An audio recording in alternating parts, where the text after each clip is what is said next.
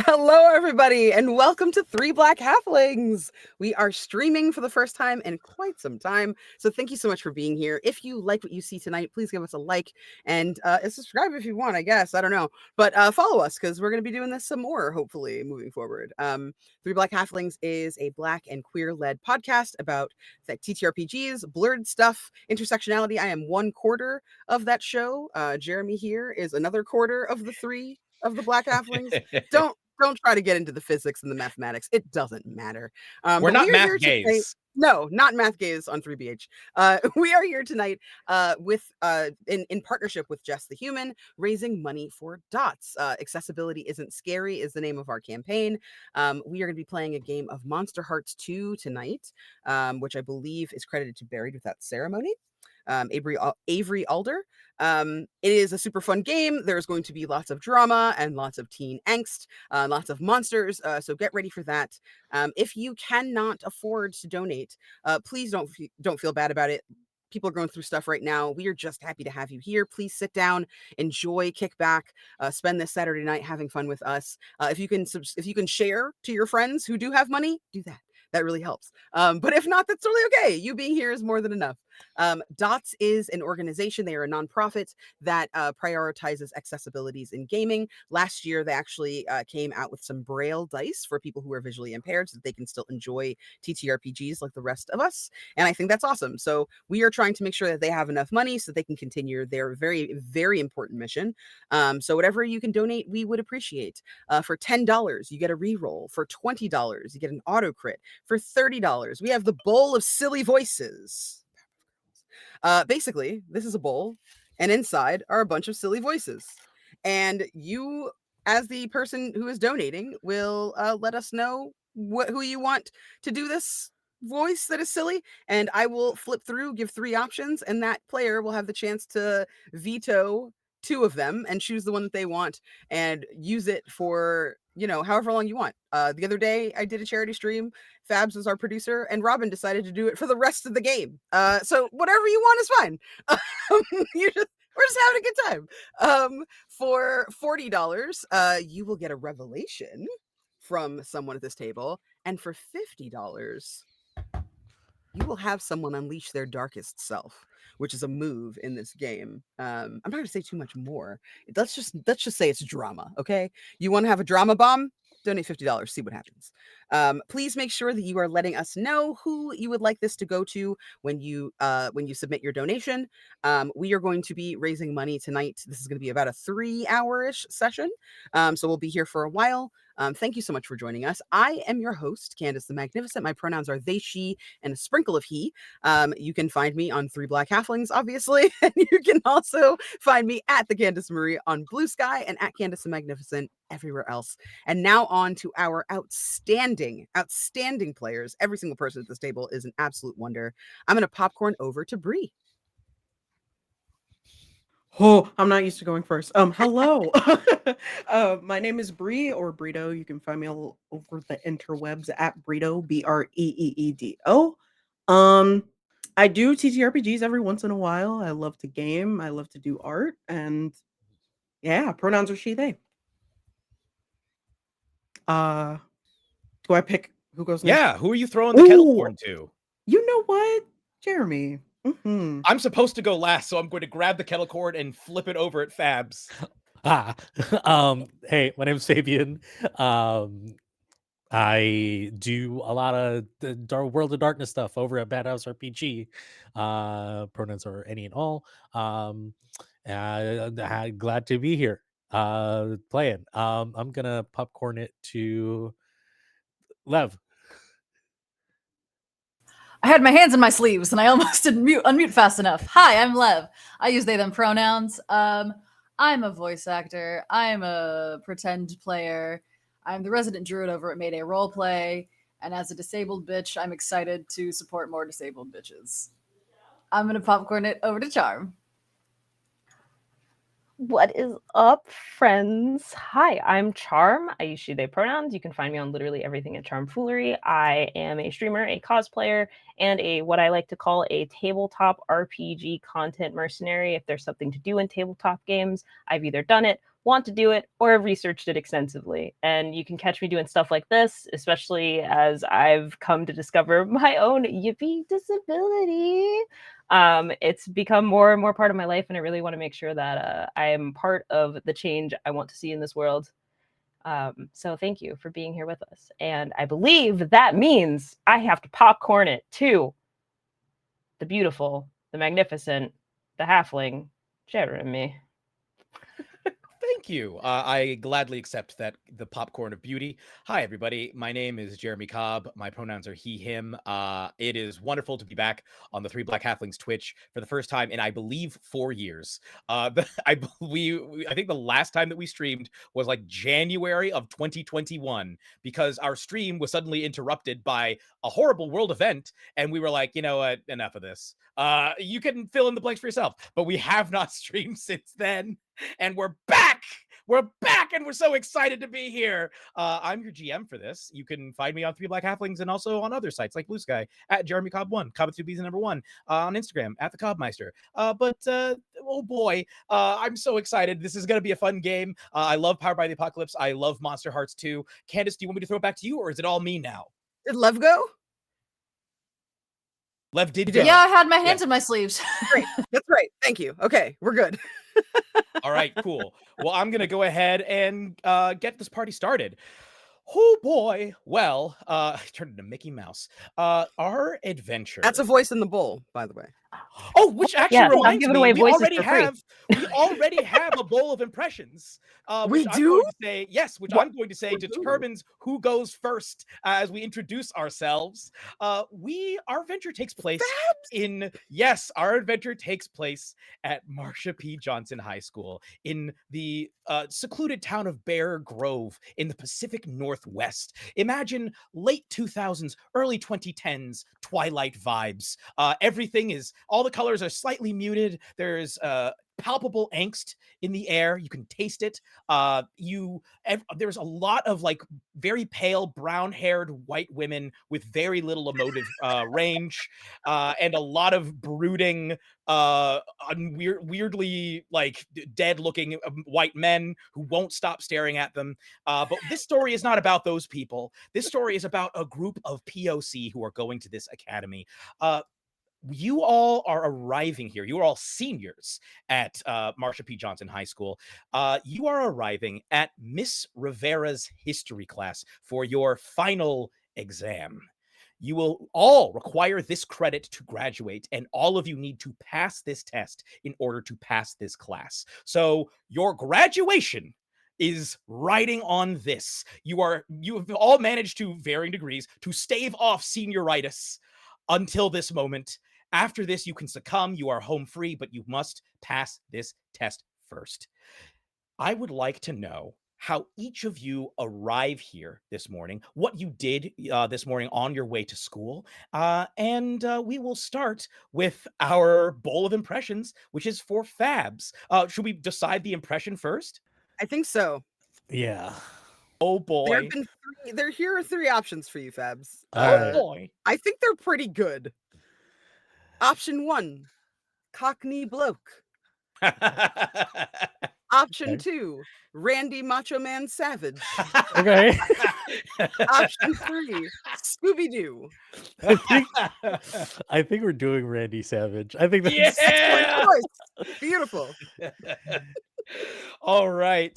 Fabs, would you please describe your character, what skin you are, and what your morning has been like before arriving here? And before you do, I just want to tell everybody, I am aware that my webcam has been going blurry intermittently. I apologize. Sometimes it decides to be homophobic. I have no choice but to wait for it to learn and unpack its own bigotry. Hopefully it will do so soon. It did a little bit earlier, and hopefully it'll do so again.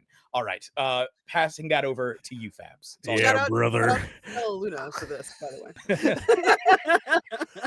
I'm gonna get you, Stella. Oh, yeah. In the morning, you see River, who I am. You see River run down the street after missing his bus, and missing that bus made him real mad. But brother, I'm gonna tell you what he did next. I'm gonna tell you what he did next. He hopped on his bike. Well, honestly, he didn't really have a bike, so he stole his neighbor's bike. It was a little tiny bike with a little basket, pink basket in the front, but he doesn't matter. It doesn't matter. He don't care.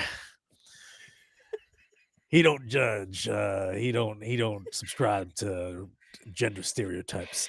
He rode that goddamn bike all the way down to the school.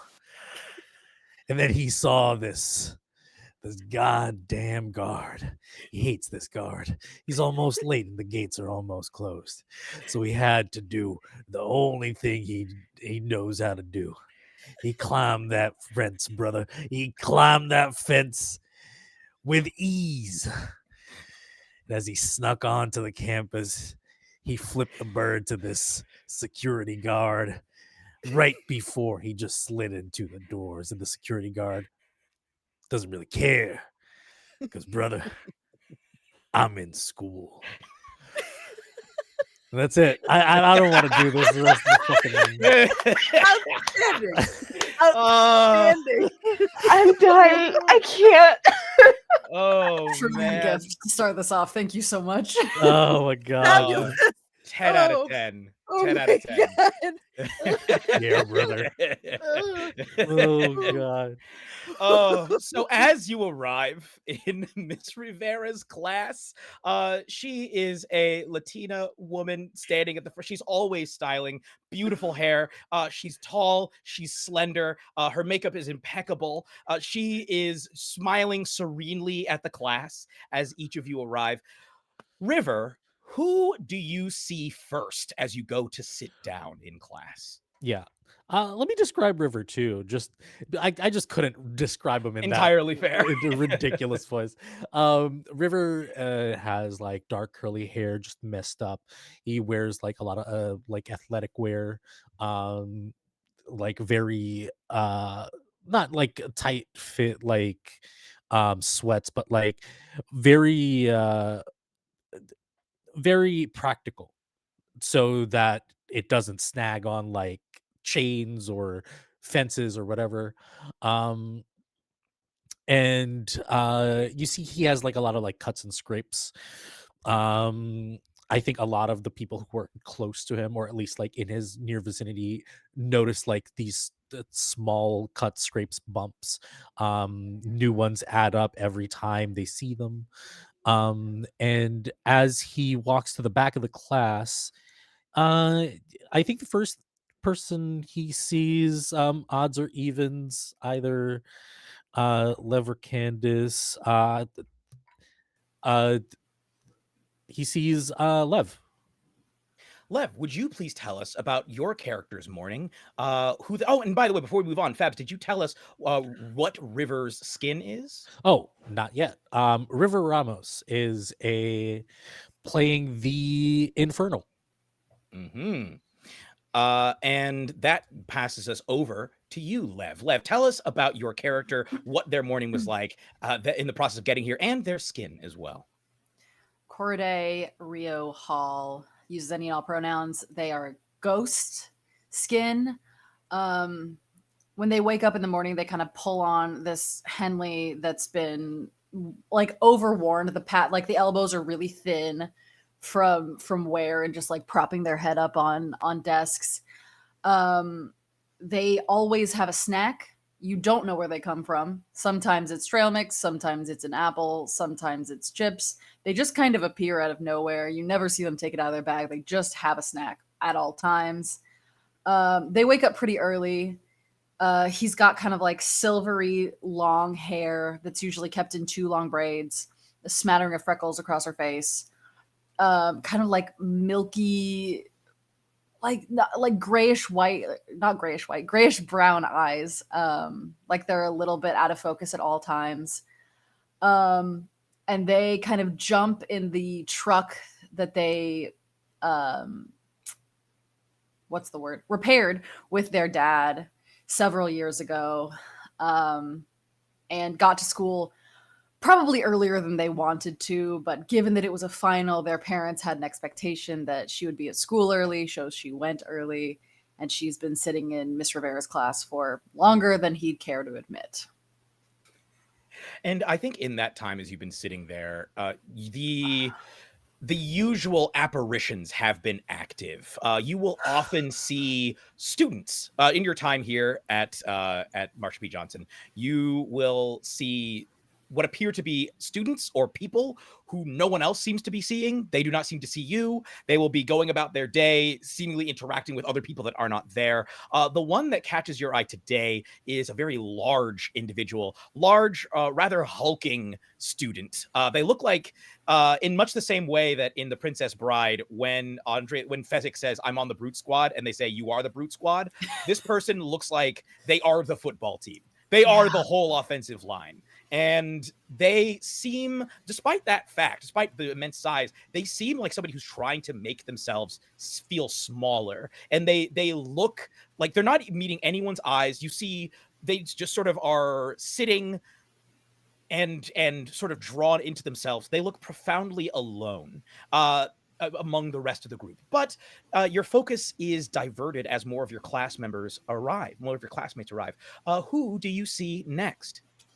I pull a paper out of my sketchbook that I've drawn a really quick little like football player running with their hand out, kind of Heisman position, and I just set it on the desk in front of that ghost. And as I look up from the desk where I've left the drawing, I see Quentin walking in. So that morning, Quentin Whitley decided that it was time to try and explore the world a bit more. Meaning, he picked up his phone as he was sitting in the back of his parents' car and he was kind of just scrolling. And then he happened to see a picture of a man with no shirt on. And he kind of squints at it a little bit and he's like, okay, why am I staring at this? And like he just keeps like looking at the comments, looking back at the guy, looking down back at the comments. And then he sees a link in the comments and it says grinder. And he's like, oh. So he clicks on it and it leads him to a website. And then he kind of has like a freak out moment. He starts screaming like just a little bit. His dad kind of gives him a look like, okay. And he gets out of the car and then he realizes that he's at school and he's like, oh, well, okay. And he kind of just like picks himself up out of the car and he just like, is waving to everybody because everybody kind of loves Quentin, even though he didn't really ask for it. He's just happy to be here. Um, so he's walking down the hallway and his tall stature, he has like ochre brown skin, he has with golden undertones, so he's pretty much like a golden boy through and through. Um and he has like black curly hair that kind of falls into sort of like a fade and there's curls that kind of go in his eyes a little bit. He's always wearing his favorite Letterman jacket, which is black and purple, which is kind of like the colors of the school. And he literally never takes it off ever. He is built like a brick shit house, quite literally. Um, but the way he acts and the type of heart that he has for other people, it definitely opposes how he looks. And he's just a big old teddy bear, basically. So per usual, and the routine for every single morning, he pops a piece of gum in his mouth and he's just smacking on it as he walks into the class. And he sees everybody. He's like, "Hey, how's it going? Oh, hey, hey, uh, uh," and he looks at Charm.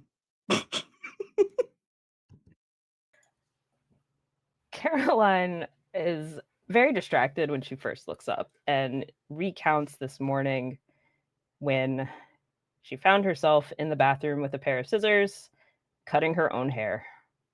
For the first time, that cheerleader ponytail had to go. And it was so nice. And she loved the way it felt in the mirror, having hair over her shoulders for once. Ugh, refreshing. and then recounts the yelling, the argument, the very, very irritable drive in her mom's husband's ambulance. Not dad, okay? It's not dad, all right? That's my mom's husband, all right? And staring out the window, watching all the trees, wishing to be amongst all of those branches, the leaves, the morning dew, the moistness, maybe run right into any creature. A bear, maybe, that would be fun. It's never happened despite being Bear Grove, and yet maybe. And suddenly her mind is gone in so many different directions. Maybe there's other things in the woods. Maybe there's another strange passage that she can just walk down for just a little bit longer than necessary. And as that dark, winding passage in her mind slowly comes back to a close, she remembers she's at school, walking down those all too familiar hallways. The same hallways every day, every morning, every evening, all the time. There's never anywhere else to go. Why is there never anywhere else to go? And that is when she suddenly remembers she's actually sitting right in her seat early, not as early as someone else, of course, and desperately wishing that those windows were a little bit more open today. And she is the bedlam, and otherwise she fiddles with her hair more all day, just having to check it, feeling very strange, very naked without that ponytail, and kind of looking around the room, hoping maybe somebody noticed, but maybe nobody noticed. That would be okay, right? If nobody noticed, it'd be good if nobody noticed.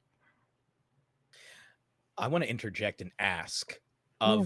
we're going to start with Quentin. Who noticed? Did any of you notice? Yeah, he noticed. Does She- Quentin say anything about it? So I think by the time like Caroline comes back into her, into the room, he's kind of like in her face and he's like, "Hey, so Good I morning, noticed Quentin. your Yeah. your I've been thinking a lot lately. Yeah. your Sorry. ponytail. Like Oh, it's yeah. so it's really nice. Like it accentuates your skull. You Oh, know? thank you. I was Yeah. hoping it would be more like a pony and less like a horse. I mean, I don't think you look like a horse or anything. Really? You don't So think I look like a horse? no, you look more like a Oh, like one of those flamingos or something like a yeah. The shrimp ones. yeah. Yeah. They're like super pink because they eat I shrimp. didn't Yeah. know there were like different kinds of flamingos I mean, I out would there. hope there's different kinds of flamingos, right? What if we should just go to the zoo? Honestly, then we could find out how many flamingos there are. Actually, don't we get tickets to the zoo because we're students, right? How late are they open? We could just go, right? I haven't been to the zoo since I was like 7, so I don't know. Oh, since you were 7. That means you have to go. That means we should totally go. And I think Caroline immediately like slaps her hands down on her table and like starts to stand up, looks around. Miss slowly, Rivera's just staring at you. Right. And sits back down after finals. Good morning, Miss Rivera. Sorry, Miss Rivera. She smiles, and before she can speak, I think the whole atmosphere of the room changes as our last student arrives, unless they were already here. At the very least, they make themselves known. Candace, can you please introduce your character? Yeah, Bastet Morningstar is always late, perpetually. There's no reason to be on time for them. They stride into the room. They are immaculately dressed all of the time. She is tall and curvaceous, medium brown skin, giving this kind of soft, like radiance coming from it.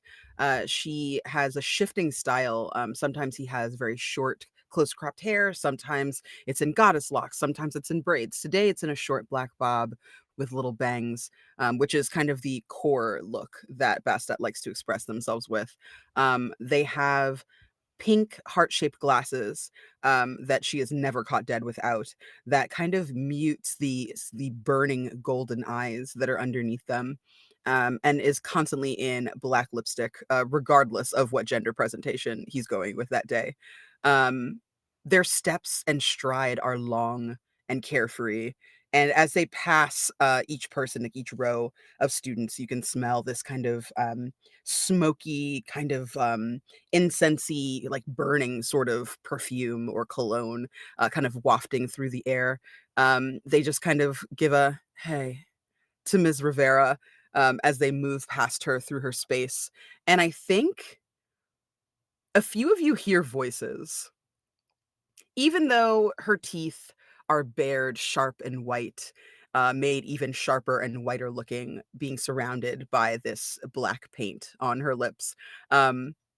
Q, you would hear, if you want, I could make you a grinder profile that would just excite everyone around you, or I could make sure no one ever finds out about your little oopsie.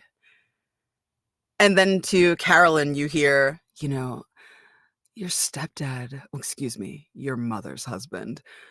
I could kill him, Is that what you want?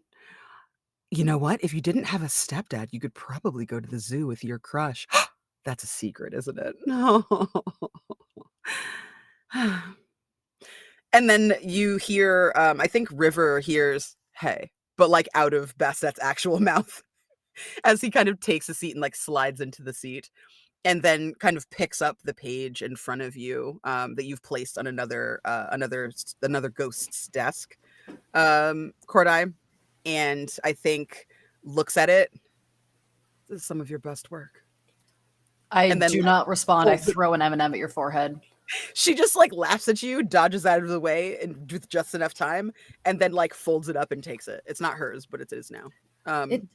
That's not for you. Oh, it's not for me? No. Do you want me to give it back? Just get some tape and just tape it to the wall. Tape it to the wall? Okay. Yes. Would Whoever you like it's me for will to take make it a it. big deal? Would you like me to have people Literally never have I notice it? wanted you to do that ever in my life. And yet you'll do whatever you want. So Is that a yes? I don't know why you're asking me. I don't know why you're asking me. It's not an answer one way or another. Okay, I'm gonna do it. Yeah, I know. During this conversation, River just puts his hood up and then pulls the strings, kind of like just narrows like the opening and just like stretches on his desk. Corday shoots a look over at River like, this is your fault that I'm here. Even though it's fully not their fault that I'm here. And it just pulls it tighter. Just like, River, as you do that, there's like a swell of music, and somebody goes, "Cut my life in two pieces." As you're just doing that, as you make that gesture. Do Caroline and Q turn me down or take me up on my offers? Caroline hears that and immediately starts imagining herself as the main character of Carrie. She is lost in her mind, just, oh, but if he said that, then I could do this. And then if they said that, then I could do, oh, I mean, I don't know if I can get that much red in one place, but I mean, anything's possible if you believe, right? And it's just looping through how do I convince the rest of the school to carry me right now? Like, what if somebody does that and then I can take it out on my mom's husband and then I could get out scot-free, right? Like, no, everyone would understand. Everyone knows the story, right? And just looks up and just goes, I could do it, right? To nobody in particular. You back anyway? I can help you. Just say the word. As you hear Bast's voice in your mind, Miss Rivera says, "Yes, you can. You all can." And she walks up and starts to begin her speech. But I don't want to cut things off here. If y'all want to resolve this deal, you can either resolve it later, or we can jump over to Quentin and see what he's thinking. He's sweating. Bull. So, Are so he your just- pits are the pits of your Letterman jacket damp Yes. now? They're soaked, man. So he like takes some shades out of his backpack and just puts them on, and he just kind of like sinks in the seat, and he does not so subtly. He's like, "Bastard. Psst. Hey, Yes. come closer." Bastet, like, obnoxiously just grinning at Corday the whole time. Gets, like, her big, clumpy booted feet and is just, like, drags the chair and squeaks it all the way over to Quentin's I chair. need to clarify for people at home. Quentin sits in the front row.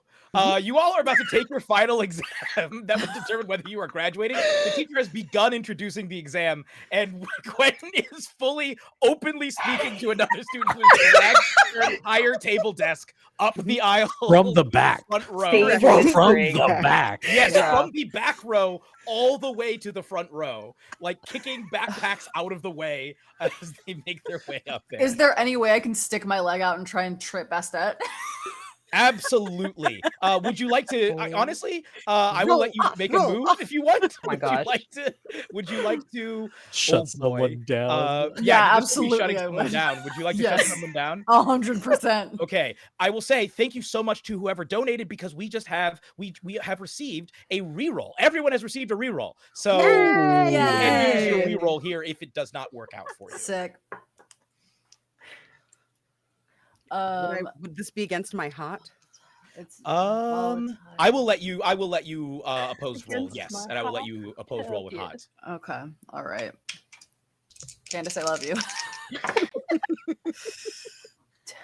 I got So an both of you 11. will have access to reroll. 11? Yeah. Ooh.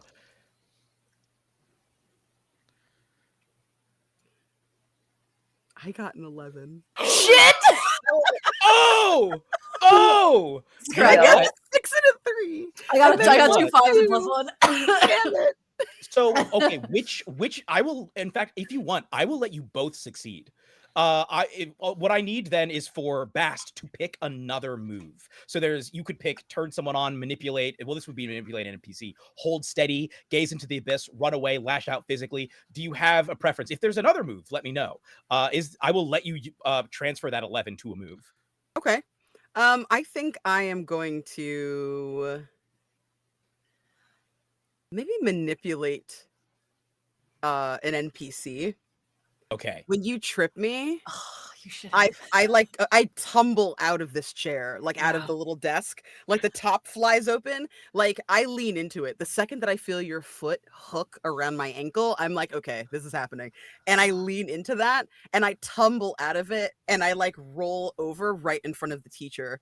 And I'm like, oh, ow, oh my God.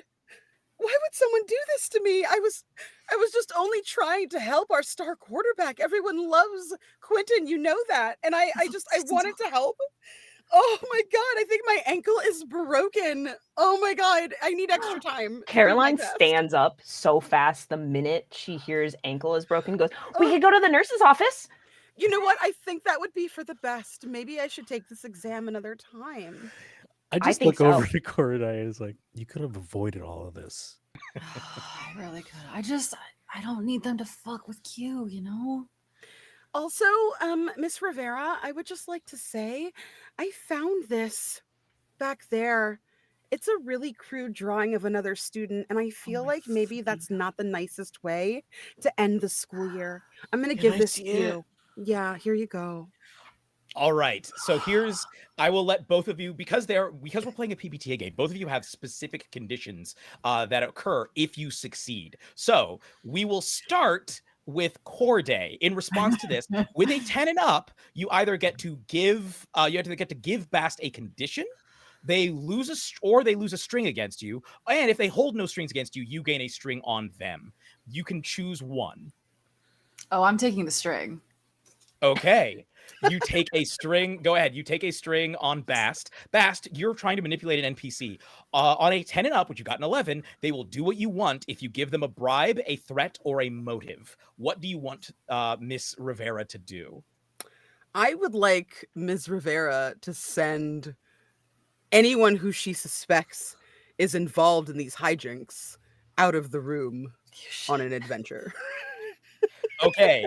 In the process of this, I would like, because we do have, someone has donated, we have received a dramatic revelation. I would like Ooh. for you to communicate this to Miss Rivera in the form of a dramatic revelation that is about your character, ideally. Oh, ew. Or how your feelings towards someone else.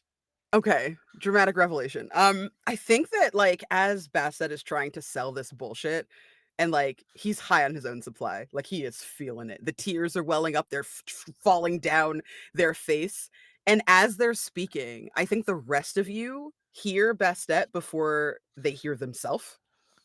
And they have no intention of being honest right now, but suddenly these words kind of like bubble up and spill out of their mouth, and they're like, "Yeah, Miss Rivera, I feel like you should just send, since I have to go to the nurse's office, you should just send all the people that were involved in this, off to, I don't know, the principal's office, because I don't want to be alone. I being the child of a devil is really complicated, and people always kind of want something for you. So then you like lean into it.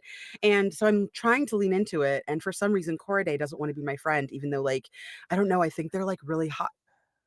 What the fuck? Oh, really? What? Huh. What? Really interesting information. Thanks so much, Bass. Like I said, I really feel like the preferred thing to do would send people to the principal's office for being scoundrels. Mix Morningstar, Corday, and anyone else who wishes to get tangled up in this, I do not know what word to use to describe it.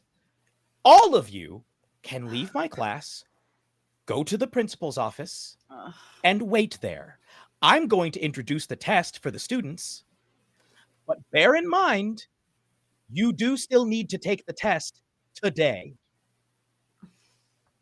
I have things to do after this. But we can walk away right now, though, right? Oh, your ankle was broken. You have things to do? How are you going to do those things with a broken ankle? Oh, people will carry me, Ms. Rivera.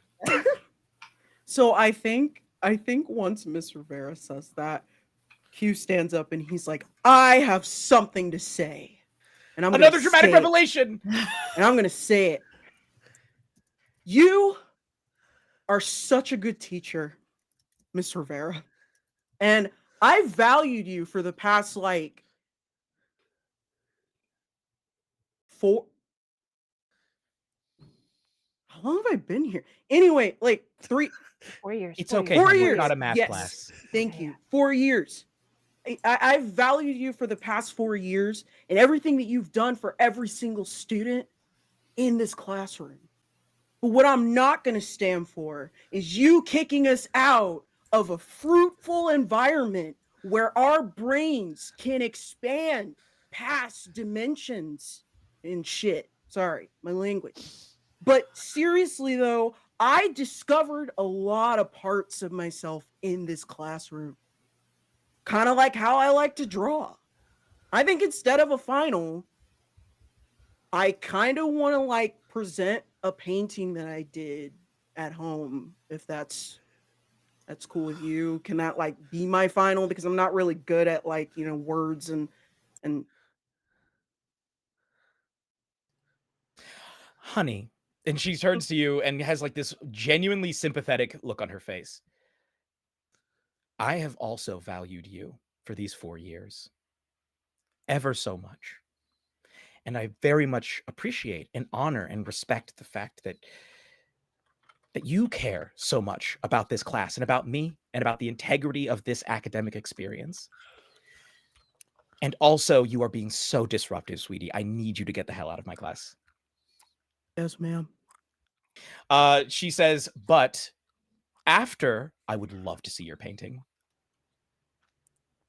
Oh, Really? Yes. I would absolutely love to see your painting, but not right now. Oh. Time is ticking, honey. Please Oh, leave. okay, okay. Yes, all of you, get out. And she starts like motioning for each of you to leave the classroom. The rest of the students are sitting there like, just looking at you like, what the heck?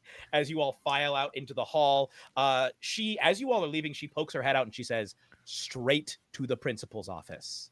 Absolutely. I'm still in my chair, thinking I didn't do anything. She, without even looking back into the room, says, River, What did River, I do? I don't know how you're involved with this, but I can smell it. God damn it! Just take my bag. As you all exit the room, I assume you all head for the principal's office. Is that a fair assumption? Bastet has a very dramatic limp on the way out the door. I think so. Caroline tries to walk down every other hallway that's not the direction of the principal's office every single time they pass one, especially since she packed up all of her things immediately. There was no, I'm coming back to this classroom. Everything was going with her for sure. But as they're walking, she pointedly looks between Cordai and Q and is just like, so painting, huh? Is that new? Is it pretty? Can we see it? Can we see it? I would love to see it. I don't know about anybody else, but I would love to see it. I would love to see it. I've inspired so many paintings myself. I don't. I always want to see her RQ. Also, why were you drawing dicks? I wasn't drawing dicks. You were What? drawing dicks? No, They were I wasn't. definitely drawing dicks. It was Oh. bullshit that Bass made up. Oh, As you say this, the student that you drew actually pushes past all of you. And in fact, for the first time, Corday, in your entire career at this school, they bump into you. And they say, sorry. That is the first time one of these apparitions has ever interacted with you in any way. They bump into you and say, oh, sorry, and continue hurrying down the hall. None of the rest of you see this, except what you see is that Corday seems to like get nudged, and you could swear you saw like a blur or some sort of shimmer in the air. And Wait. as this figure moves further down, there starts to be like mist rising from the carpeted floors. Holy crap. Caroline hold like on. reaches I'm- out. Are you okay? Yeah, You no, like I'm you fine. just tripped. No, Oh. I'm good. Don't do you want to take more time away from getting to the principal's office? Always. Great, come with me. Okay. I'm gonna just start running after the football kid ghost. Caroline starts running too, and she is so excited. She's like mostly skipping more than running. Like, oh my god, finally, I'm free. Do any of the rest of you follow this? I think because of Q's size, he's still trying to get the painting out of his backpack, so he doesn't notice that like people are starting to like bolt out of here. So, What about River? I'm like so confused of like what's going on. I start to notice like Caroline cut her hair, and like I'm looking at Bast just like, I don't want to deal with you right now. And then I see Quentin is like, that can wait. That can wait. And I kind of like not necessarily drag Quentin because I don't think it's possible for River in his stature. Just like guides Quentin to where the two go and just look at Best like, I guess you can come, and just like like just head over and follow the two. Bast rolls up very, very slowly, kind of letting the rest of you go ahead. Anytime a teacher passes in the hallway, the limp comes back. And I want to say thank you so much to Cher and Briba and Stella Luna and Warden Cliff for your donations. I appreciate you. We appreciate you. Thank you for being here. Am I correct in saying that we hit our goal as well? We did hit our goal, so let's We keep already it hit going. our goal. Yes, let's keep I it going. put a real wee goal in there because I was like, it's just one night, but y'all are so amazing. Thank you so much. And Doc is in the chat, so make sure you say Yeah. hi, make you feel welcome. Hello. Yay! Welcome, Dots. Okay, so all of you are sort of moving down this hall, but only one of you can see this figure. And I will say, Caroline, you're right there with Corday. You could swear you see like a shimmer, almost like sort of a large shimmer coming into view, but it's kind of hard to see through all of this smoke. or like this mist. It's getting mistier and mistier. And I remember I had said that Miss Rivera had started introducing the exam as we began the altercation between Corday and Bastet. Oh yes, go ahead. Corday, were you going to say something? Oh no, I was just offended that it's called an altercation when I was just trying to stop Bastet from making poor choices for my friends. Entirely fair. My apologies. I retract my statement. As you guys are moving down, I'm just going to reiterate some of what those of you who were paying attention heard Miss Rivera say. She was saying, students, welcome to the final day of history. This is the end of our journey together. I just want to impress upon you before you begin this exam that will determine whether or not you graduate how important history is. It is vital. It tells us where we come from, and it helps us understand who we are and who we want to be. And if there's one thing that you take away from this class, I hope it's that my goal has always been, during our time together, to help you understand that. And hopefully, by the end of this test, you will. And I think those words are echoing in each of your minds as the mist gets thicker and thicker. You'd swear it was some kind of a fire with how thick it is, but there's a quality to this mist. It doesn't smell bad. In fact, it doesn't really have much of a scent at all. But there's a feeling to it. And as the mist begins to clear, you see you're still in school, but the carpet's a little different. It's a different color, a different texture. It was purplish blue before. Now it's tan. As you're walking down the halls, the styles of the lockers has changed.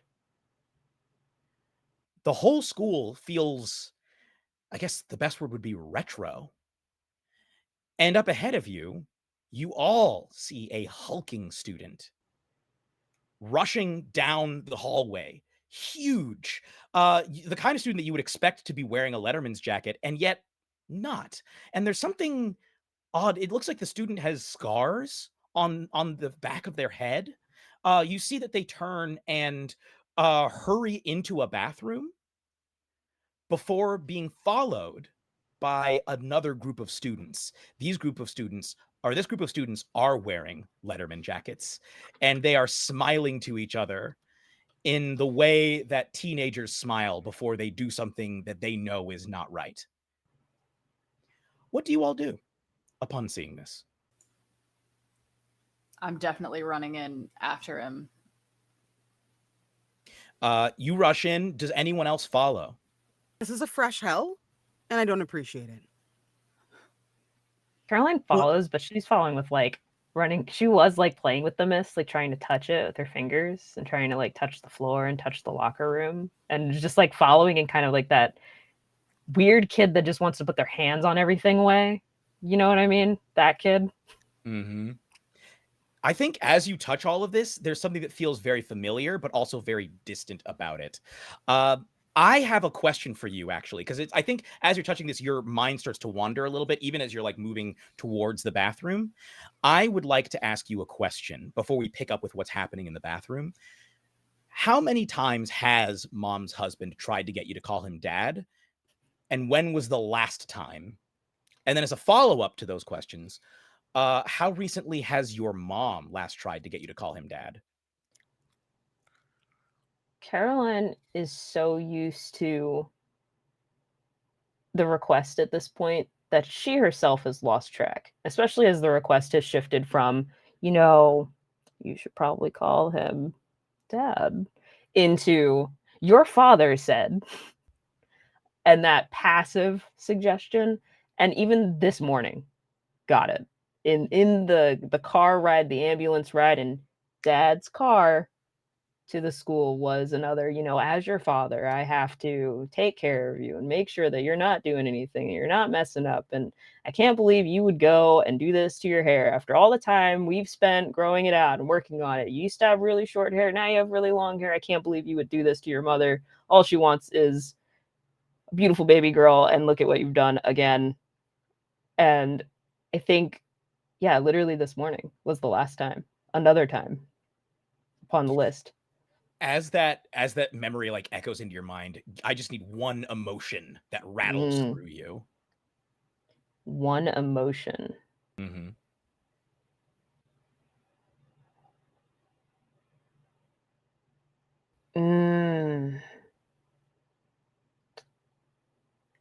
I guess I'm trying to think of the right word here, but it's an insufficiency. Inadequacy? Inadequacy. Thank you. Like you're not enough for your parents? Yeah. Or your mom and her husband? Yep. And never quite will be. Mm-hmm. That sense of inadequacy follows you into the bathroom, where all of you see that student has shut themselves in a bathroom stall, while outside this group of Letterman-clad other students are kicking on the door saying, "Come on out! Come on out!" And one of them has pulled out a lighter and has said, What are you, afraid of little flames? And they're actively kicking on the door. You can tell that the student on the other side is holding the door closed, like they've braced themselves against it. And you hear from inside, "Go away! Stop it! You're going to get us in trouble! Stop!" And they keep kicking and kicking. As you all enter, one of them looks up and is like, "What? You guys got a problem?" Yeah, I do actually. The fuck are you doing? What? What does it look like? We're chasing the monster. Why not just leave the fucking monster alone, whatever that means? Also, who are you to say what a monster is? You saw them, right? He's like, it's like if you took like a bunch of different like creatures and sewed them together. Whoa. And He's it's like disgusting. if you took and you're like if they took a bunch of assholes and sewed them together and made a person. Get the fuck out of here. The other kids hearing that are like, "You gonna take that, Jim?" And he's like, "Hey, why'd you say that again?" And walks up to you. And that's Jim... when Quentin steps in between. And he's like, "You want to say that shit again, Squirt?" All right. Quentin, oh boy, would you like to... I think honestly, Quentin, upon seeing this, you stand there in front of this person. This student is shorter than you, bigger than Corday, but shorter than you. And the other kids look at this and they sort of start to square up because they know for a fact Jim can't take you by himself. But together they've got a chance. And so like the other four of them all start to step forward. These guys look like they're athletes. They're built like athletes. They look like they're ready to throw down. And you see Jim's like, "What's it to you? Huh? You want to go, Shiny?"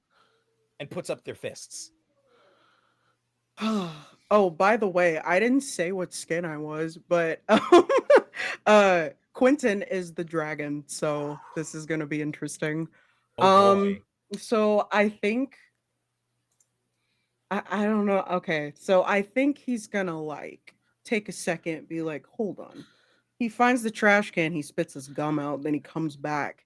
And I think I'm gonna try a move. If that's Okay. okay. Yes, please do. What Okay. move would you like? I think I'm gonna do I am Wrath, I think. Okay. Go ahead and roll. So so do I use anything for this? I'm trying to see where where the dragon playbook is. Does it say what the results would be? I can deal 1 extra harm if it is successful. Oh, okay. All right. Go ahead and Mhm. roll then. Okay. An 8. Okay, that would be from a 7 to a 9. Let me find it here. I don't have access to your sheet. Could you read it to me? Yes. So it says you can lash out by breathing a deadly substance like fire or acid, or roar with really terrible force. If you do so, you deal 1 extra harm. Hell Yeah, okay, go ahead. Yeah. Does it say what happens on different dice ranges? Nope. Okay, then I'm going to rule that this is the equivalent of lashing out physically. Okay. And so it's going to be that you're lashing out physically using like your dragon abilities. You Mhm, got an 8, which means you mhm. harm them, but you have to choose one of the following. Either they learn something about your true nature and gain a string on you. Decide how bad the harm turns out, or you become your darkest self. Which one do you choose? You know, I think let's decide harm. I'm gonna save the dark self for later.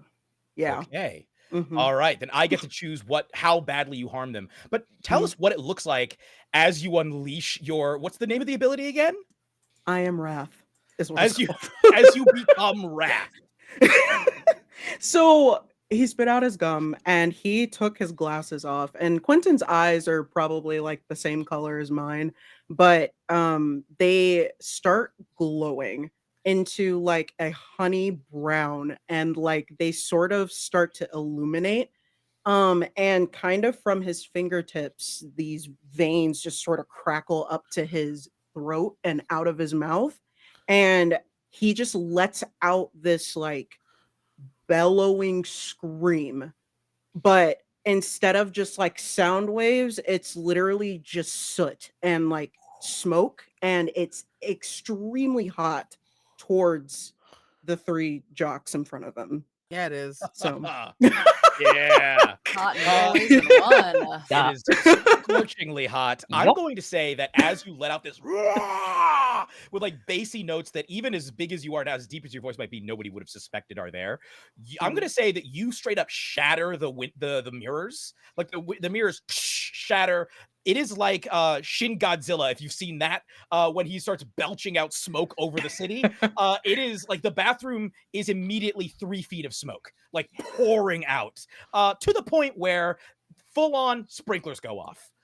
You hear the alarm, sprinklers go off. All of the bullies are like they are singed. Their ears are bleeding. You can swear at least one of them probably wet themselves. They go sprinting out of the room, sobbing and crying like, oh, oh no, no, no, no, no. They sprint out. You can hear like people filing out as they're leaving the room. You can hear the alarm going off throughout the school. The sprinklers are fully going off. Smoke is pouring out of the bathroom. You can see, by the way, the eyes of the person in the stall just sort of peering over, looking at you with awe. Like it's like, huh, just staring at you. These eyes so wide. What do you And all do as you're being soaked with water? really quick to kind of help everybody out, I think he kind of does like a Kirby effect where he just sort of like inhales everything as best as he can back in, and he's just like, whew, okay, and then he just like puts his glasses back on, and he just kind of stands in the corner. I think Bastet hooks his arm into Rivers and goes, I think that you're the right person for this job, if you know what I mean. And drags you into the stall next to the kid that's being bullied. What the? What? What do you mean? You know, I've helped you. Now, pass it on. Tell him it's going to be okay. Oh my God. I just like knock on this side. You see the eyes like looking down at you. Hi. Did you come to yell at me? No, no. You Did good? the medium-sized guy put his mouth fire away? Yeah, yeah. It's gone. How about you? How about you step out the stall and we can all talk about this. Um, are you gonna set me on fire? Show I my mean, hands. I got nothing in my hands. Are you gonna put out like a cigarette on me? I will if you want that. No, please. Okay. Please Okay. Don't no. worry about. Don't worry about. I like palm Bastet's face. Don't worry about that. Okay.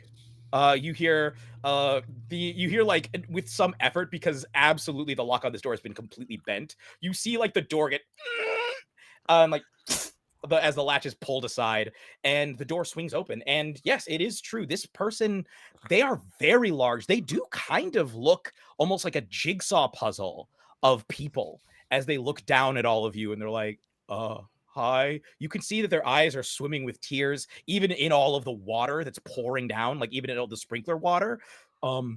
It's really wet in here. Do we want to go outside or do we want I to don't know if stay? we want to go outside. I don't think people are going to appreciate how you look right now. Oh, they never appreciate how I look. Yeah, let's stay here and with people that are okay. Cool. Yeah. Are they kind of looks around at all of you? Are you guys being nice to me so that like I'll trust you and then you make me feel even worse? No, I'm being nice to you because I don't want you to eat me. I don't want to eat you.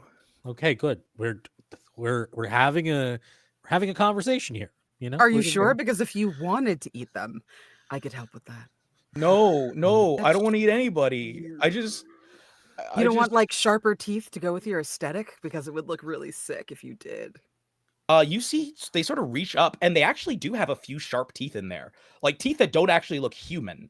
There's some teeth that look human, but even the human teeth seem mismatched, as though they were taken from a variety of mouths. But you can see a few actual fangs in there, like way ahead of you. Killer. That's right. So, like, what's your name? Yeah. I guess you could call me Mo. Most people call me Monster, but I don't like that. No. My dad never really gave me a name, but yeah, I guess you could call me Mo because it's nicer. Do you Cool. like Mo or do you want a different name? Yeah. Well, I guess like you could tell this never occurred to him. I guess I'd like a name. Yeah. Do you want to give me a name? I don't think any of us have the right to do that. Yeah. No, like a but I'll personal do it if thing. you want me to. I'm gonna call you Don't- Shelly. Oh, I'm Shelley? sorry, because we were not Okay, I'll take Yeah. Shelley. No, I Yeah, like it's that. like the book, like the author. You know, you guys have all read it, right? You guys have all been there. You've read all the Dozens stories. of times. Yeah. I know, isn't Yeah. this great? No. And Caroline's just like dancing in the water. She's having the best of times. She's Fully, doing that like, thing with her hands where she's just waving them around and enjoying all the water. Oh, it is so wet in here right now. Like you're saying this over the sound of us. Yeah, this is all being said over the sound of a sprinkler system and alarm that is actively going off. Yeah, Shelly looks at all of you and is like, hi everybody. I guess I should. hi! My name's Shelly. Hey. Oh my And they gosh! give like a big. They give kind of like a half smile, like, oh, wow. Why are you being so nice to me? Because you're adorable. Everyone did so well. I'm so proud of all of you, by the way. Just like the stories. I've like never seen any of you here before. Are you new? Are all of you new? Oh. It I looks like wouldn't say you're that. the new person here right now. Where? I don't know if that's true, actually, technically. I I've seen them mean- around a lot. You've and- seen them What? We around? are at MJP, right? Yeah. Okay, then you Marsha know. P. Johnson High School. I've been here for like 2 years. Oh. When Cordak, why would I've- you say something?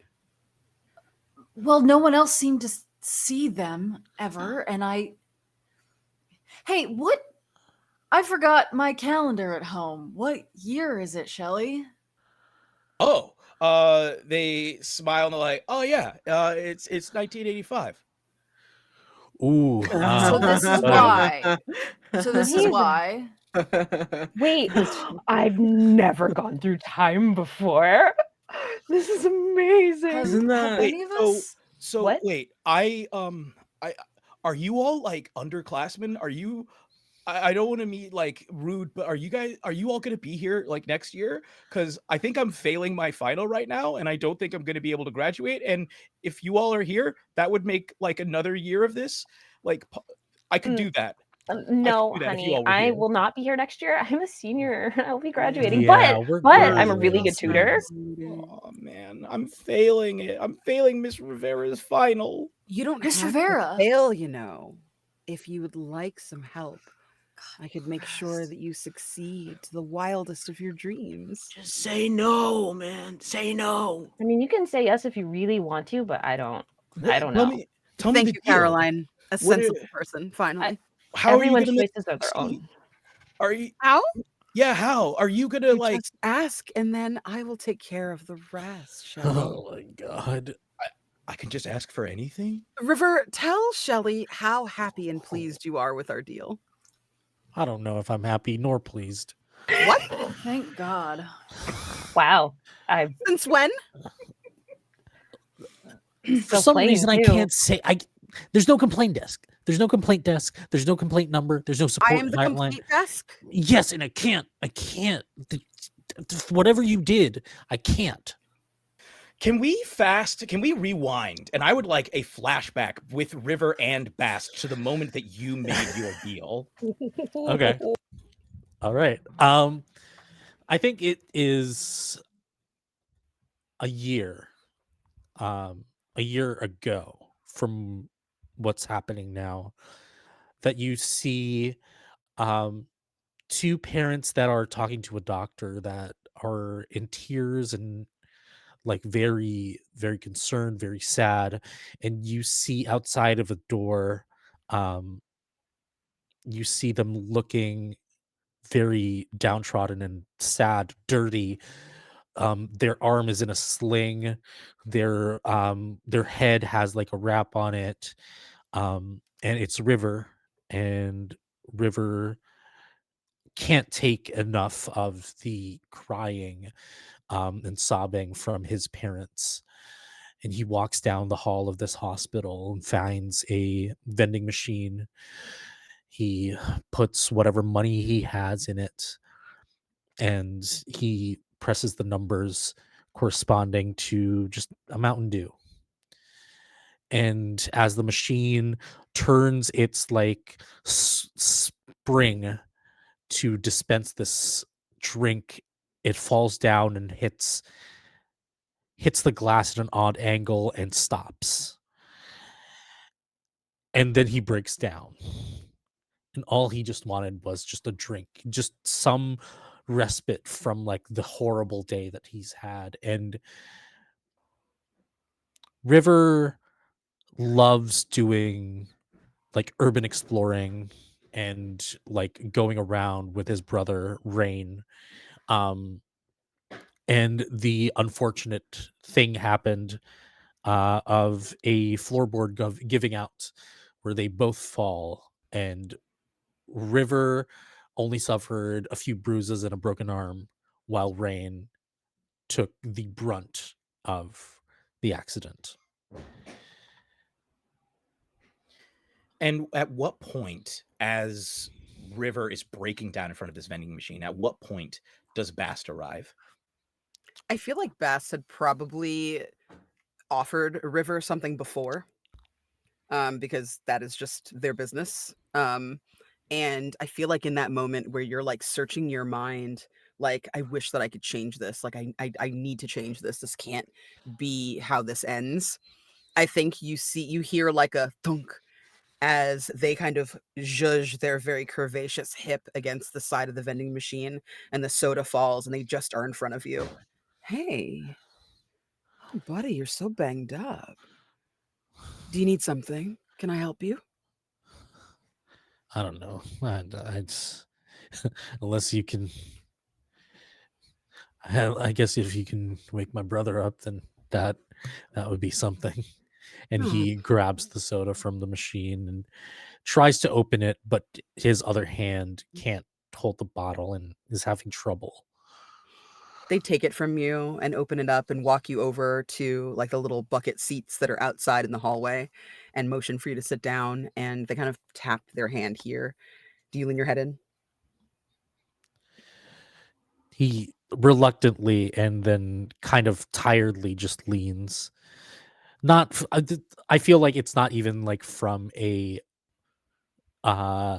feeling of like I want to lean in, but just leans in because of the exhaustion. Bastat kind of looks to you for consent to play with your hair and then starts kind of combing their fingers through it and just like murmuring to you, "Tell me about your brother. Tell me about what he means to you." Yeah. And I think River goes on for what he feels like hours about talking about his brother, how they started going urban exploring, and like whenever he had trouble with anything, his brother was there for advice, for pretty much like any form of like support, you know. And the word vomit just turns into like this like babbling kind of like crying, and like he just closes like, I just want him back, I just want him okay, I just want him to be okay. I want him to be okay too. You hear her hum a little tune, like a little melody. You can't quite place what it is. It sounds very familiar, but you're not really sure where or why. And I think you see like these golden, like these flaming golden notes kind of like drifting through the air and into the room with your family and your brother. And she strokes your arms and just tries to kind of soothe you. And as she's doing that, you feel like your bones starting to stitch a little bit, like you're feeling kind of a second wind take hold. And those memories of your brother get stronger and stronger and stronger until you're feeling really like really empowered by them. And she stands up and kind of helps you up. Things will be okay. And you know what? He deserves to move on with this new element of his life. He's going away to college soon, right? Yeah. Yeah. Yeah. Don't forget, this is a bond now between the two of us. And if you ever need anything, I'll be there for you. Okay? And with like he chucks it up to the concussion where everything that he sees, and he just nods, yeah, sure. On your way then. Tell And your brother I said hi. as Bast leaves, I think a sigh of relief and kind of like cheers from the room erupts, and River runs in, and I think we cut from there back to this, and it's like, no, Bast can do a lot of things, just at a price. I mean, what's free in this world anyway, right? I will say, River, if you wish, as you say this, and all of you are standing here, you've all noticed a little bit of, you're not sure if it's precipitation, like from the water that's pooling on the tiled linoleum floor, or if it's more of that same mist. But if you wish, River, I will allow you to roll to share your pain with the group. You can choose not to, but if you wish, you can roll to share your pain. I think I'm gonna keep that pain. All right. I think I'll keep it. As you say that, you see that Shelly looks at you and is like, okay. I mean, I don't have much. My dad never gave me much," and looks at you, Bast. "You said I can have anything? What would it cost? What would it cost for me to have friends? Or Hmm. what would it cost?" And you see they sort of their fists tighten and like almost involuntarily raise a little bit. "What would it cost for my dad to love me?" Oh, well, those are two very different things, Shelley. Which one do you think you'd prefer? "I don't know. I want him to love me, but I want to smash him. I want to break him. Everybody's scared of me. They all run away. They tell me I'm a monster. He wrote my name. He wrote my name on the form. He signed me in for the school as monster. That sounds cruel. I vote, and this is just me spitballing here, that you should trade in your friends for that dad. He's pretty smart, right? He knows how to do all sorts of things. Yeah, he's really smart. Hmm. Not smart enough to see you as you are, though, right? No, Dads. you have. Carolyn gets it. You'd trade a dad for eternal friendship, wouldn't you? I mean, eternal friendship is, I guess, it's better than parents sometimes. Does your dad hate Sometimes. you too? Yeah. Different reasons though, I think, but yeah, I think so. I feel like I'm just kind of baggage, but it's okay. He enjoys Oh, sleeping with my mom, I guess. So, good enough for oh. him. My dad views me as an abomination against nature and the biggest mistake of his life. That That's sounds like a him problem. that's rough, buddy. Yeah.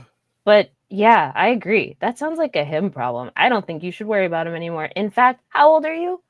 Like Um, 16? well, it's kind of complicated. I feel like I'm like 18, but Okay, technically I'm 4. great. And Caroline like flips her hair. And she's like, "So we can get you a fake ID, no problem." Okay.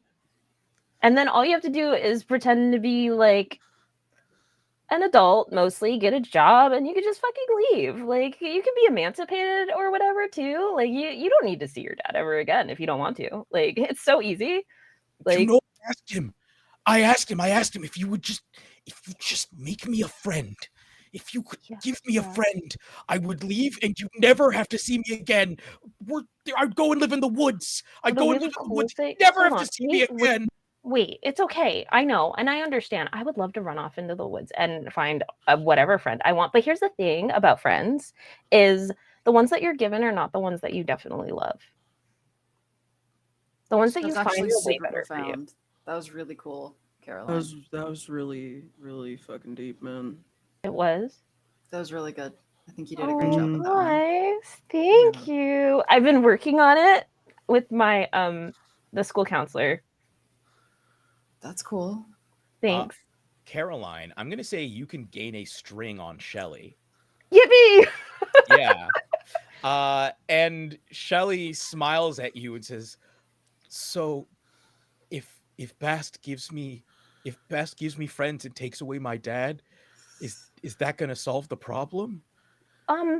Not really. You'll always have internal struggles, but it will solve one thing. And I think if you make your request very specific, you might be able to make this better for you. See, so I don't think you should ask for friends. Personally, like I have so many friends, it's not great all the time. So what you should ask for, so that way you can pick your own friends, is like self-help. Like guidance for finding friendship. I also think you should ask Bass what they're going to cost you before you agree to anything. Okay. Because as pretty as their words are, the reality is not quite so shiny. It's not just my words that are pretty. But anyway, I Very feel like true. I'm very jealous of Best Butt. You don't have to be I- jealous, Caroline. I can help you. I know, Caroline. but I'm not supposed to have surgery yet. No, no, no. No surgeries involved. Don't be silly. I I really get- don't want you to speed grow my butt. It'll get so wrinkly, and I need it to look good. Okay, Just do squats, babe. I do. I'm not gonna lie. When I look at Baz, I get really like confused because I don't. Don't we all? I don't. Okay, well, I get confused when I look at you. Shelly says, looking at you, Quentin. What do you mean?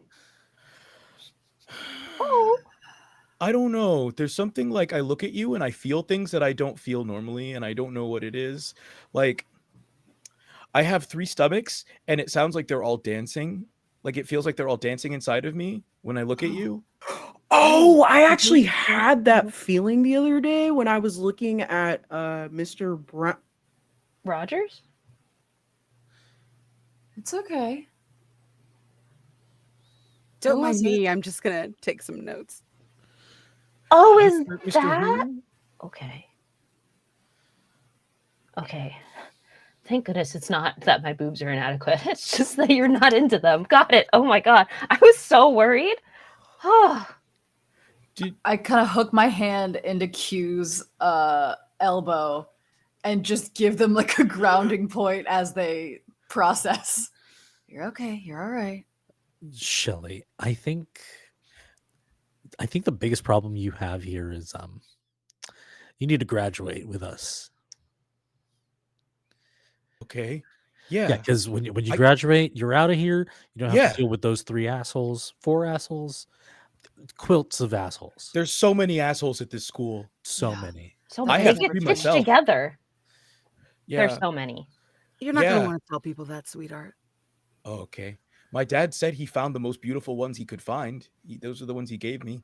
Beautiful assholes.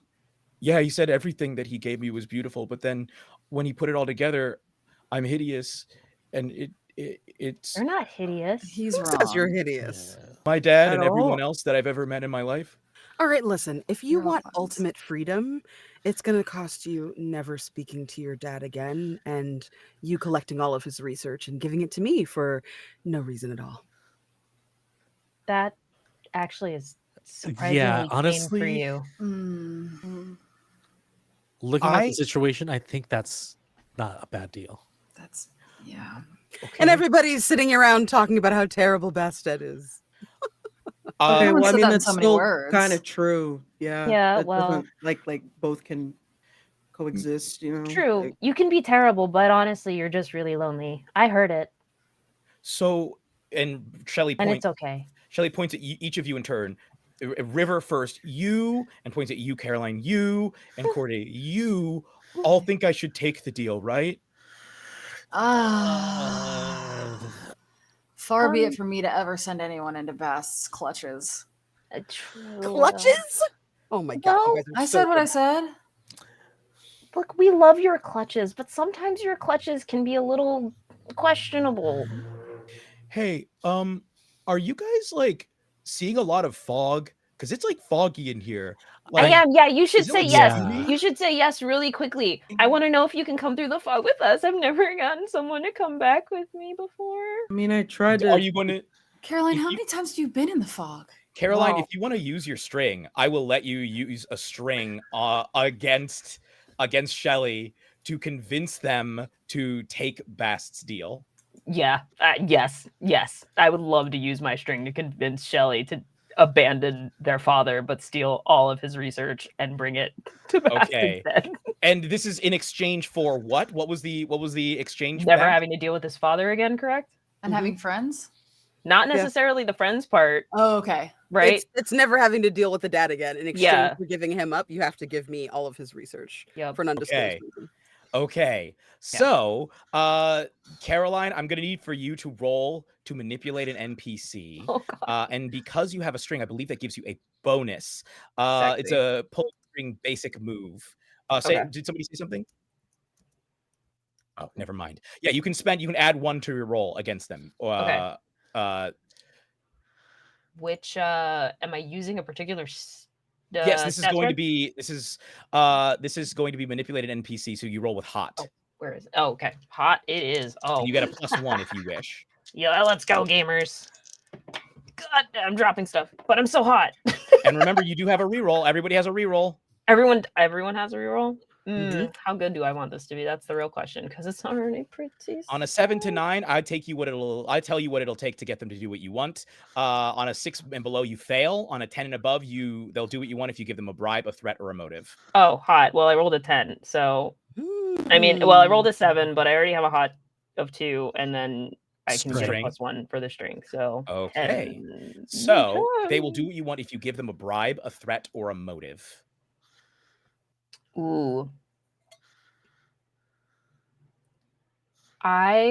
Caroline takes a moment to ponder this and will approach Shelley calmly, not particularly fazed by their appearance and their situation or their teeth or their anger problems, and very gently pats them on the cheek, on one of those scars where their face was stitched together, and says, I think you should take this deal, but only on one condition, and not one that I can necessarily do anything about, but I want you to live in spite of your father and make friends the real way.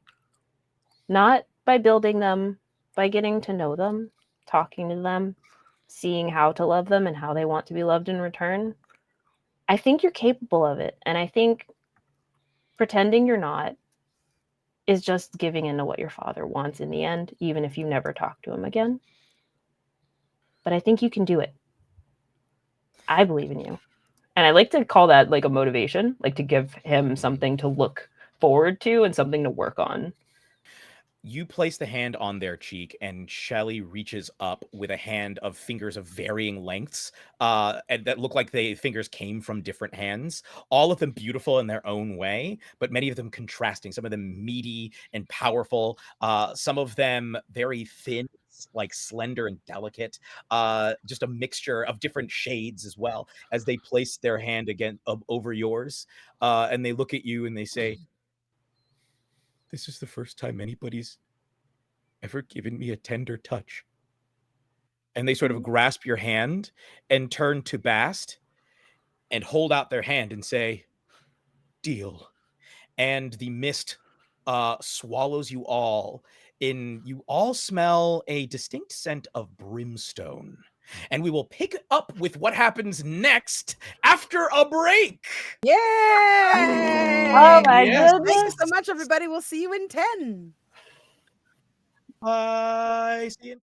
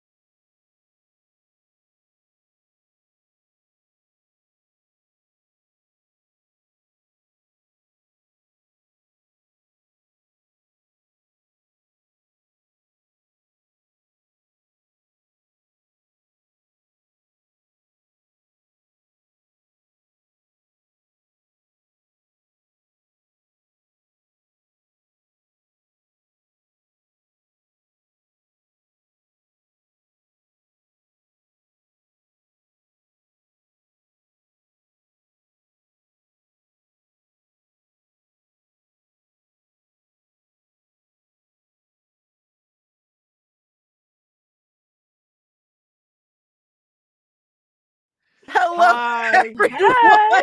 Hey. We are back. Welcome to our Monster Hearts game, or welcome back to our Monster Hearts game, the final exam. We are, quite frankly, up to no good. So thank you for being What? here. No. If you can donate to our wonderful charity partner Dots, please do. You'll see in the chat the Tiltify link is pinned. We have several things that you can donate to achieve to affect the game. We've got rerolls, we've got auto crits, we've got the bowl of silly voices, which if you missed Fabs doing Randy Macho Man Savage earlier, you're gonna want to watch the VOD. We've got reveal your darkest self. We've got grandiose exclamations of inner Dramatic secrets. revelations. Yes, dramatic revelations. So peep the little list of redeems there, and send in whatever it is that you want to see happen. The Jeremy is our GM. He can give a little recap. But until then, please share with your friends, invite people if you have anybody that you think would enjoy this, and definitely follow Three Black Halflings because we will have more of this kind of content coming up soon. And with that, back to Jeremy. Yes. For those of you who were not here with us for part one, are you in that 10 minutes? Everything that happened in part one left your mind. Our characters are attending Marsha P. Johnson High School. They are all seniors. They're here for their final exam in history in Miss Rivera's class. They must pass this exam in order to graduate. And hijinks ensued very quickly before the exam could even begin. They were sent out of the classroom. But as they went down the hall, they were enveloped by a mysterious mist that sent them back in time to 1985, where they met a former student of Marsha P. Johnson High School, a large individual named Monster. But now Monster has changed their name to Shelly. Shelly has real issues with their father, as well as a lot of issues with bullying, and was feeling very isolated, and just made a deal with our resident, I guess, devil spawn, Bastet, to not have to deal with their father anymore in exchange for all of his research. But before they could really act on this deal, everyone was once again swallowed by these mists, the mists of time. And speaking of rewards, and speaking of rewards that you all can pay to get, Corday, we have a dramatic revelation. Corday, do you feel any sort of kinship? I think it's fair to say that you feel a sort of kinship, in fact, with what Shelley has been saying about their relationship with their father. The idea that their father made them, the idea that their father tried to make them into a certain kind of person. As the mists surround you, I would like for you to give us, all of us, a glimpse into what your first moments on this earth were like. Corday was not a child who was brought about in a normal way. As a ghost, there are certain understandings that generally, when people think of ghosts, they think of a person who has passed, a soul of a being that has passed. But there are other kind of iterations of ghosts and spirits that exist. And Corday's parents could not find a way to have a child, either through quote unquote natural means, through insemination means, through adoption and or fostering means. They never kind of fit into any of those directions. But they desperately wanted a child. And I think in the mist, you see these like sweeping images of doctor's appointments and shots and endless kind of amounts of things that just tick through really quickly. Because Corday wasn't there, but a part of their consciousness was. There are conversations with lawyers. There are conversations with judges. There are letters and letters and letters of just negation and declining, and you can feel like this heavy weight kind of settling through the mist. And then there's a baby crying. seemingly out of nowhere. And you see these two kind of average, mild mannered Latine parents getting up in the middle of the night and finding an infant just in the middle of the empty extra room in their house. Um, and Corday, as they grow up, has always been the dutiful child. You kind of see like the elementary kid with the little frilly socks and the tights, or not the tights and socks, but like the frilly socks and the little Mary Jane shoes, getting honor roll certificates, and then like the middle schooler who's first chair in band, the junior high kid who's volunteering, and is doing everything right. And then you kind of pan over to this final image of probably 15 or 16-year-old Corday when their parents sit them down and kind of talk him through, we didn't have you in the way that people normally have kids. You kind of came to us because we wanted you so much, and we made you. We kind of created we created you. You are of our thought and our mind and our heart. And instead of that being a comforting, loving mentality, you kind of hear, as the mist is swirling, there's almost like a string screech, when you pull a bow across strings, and it's kind of discordant and sharp in your ears. And it's the moment that Corday starts to question if they're real, if they are a person, or if they are completely and solely of their parents' creation, if any of their choices are their own, or if any of their likes are their own, if any of their hopes are their own, their dreams. And it's on top of being like a teenager and everything being awful, they just don't know if they are who they are because they're being themselves, or if it's because they're exactly what their parents want them to be. They've never been grounded. They've never been, they've never done the wrong thing. And so as they've kind of come to this realization that they're a creation of their parents' greatest hopes and dreams, we see a divergence in their behavior. At home, they feel like they still can't be anything, but at night they kind of go out and wander the town. You see them kind of like walking through walls and flying over playgrounds.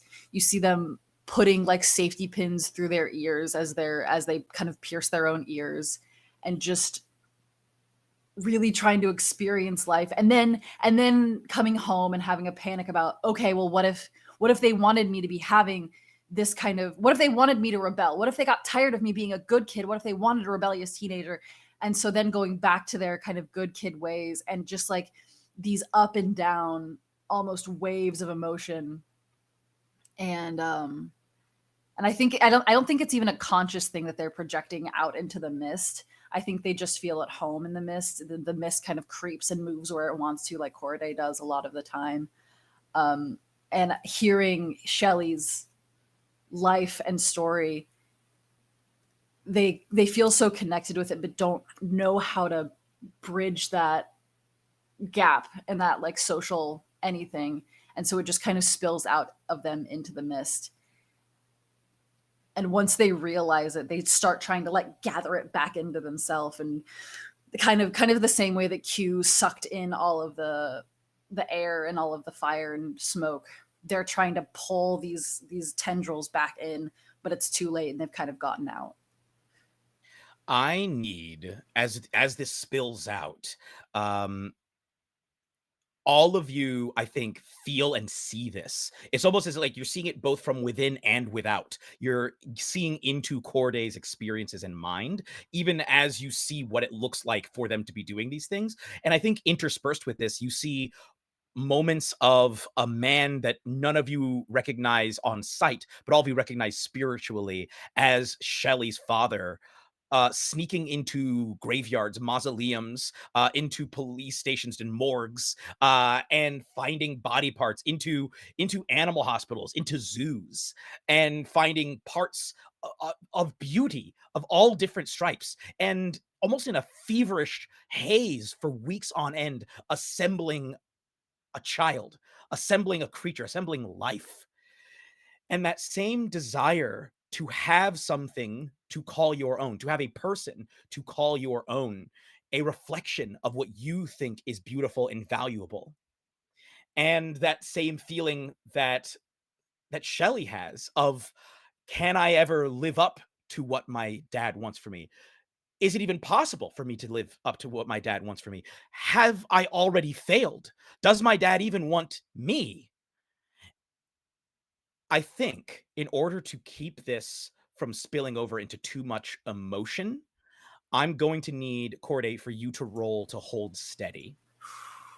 All right. So this is, you're going to roll with cold. Cold. Okay, thank you. Yes. Cold. Ooh, I have -1 to cold. Let's see. Well, that's a classic me roll. I rolled a 4. Oh, you do have a free reroll. We have been given That's a true. reroll. I should probably use my reroll, huh? I'll do Absolutely, that. yeah. Let's see. Let's see if this gets any better. Nope, it's a 3. Okay. So, oh boy. Sorry, All Jeremy. right. No. I think that I'm going to need for you in this moment, for you and actually, I think for anyone who resonates with this feeling, anyone who resonates with the feeling of your parents wanting something for you and wanting a version of you that you do not feel like you can live up to, any of you to reveal your darkest selves in this moment. You can choose to. Corday, we'll start with you. What does it look like as you become your darkest self? Cord straight up disappears. They're gone. Whatever you see is your projection of who they are, and they are like, everyone else sees them disappear. They feel scattered into 1,000 different versions of themselves and has no idea which one is the true one.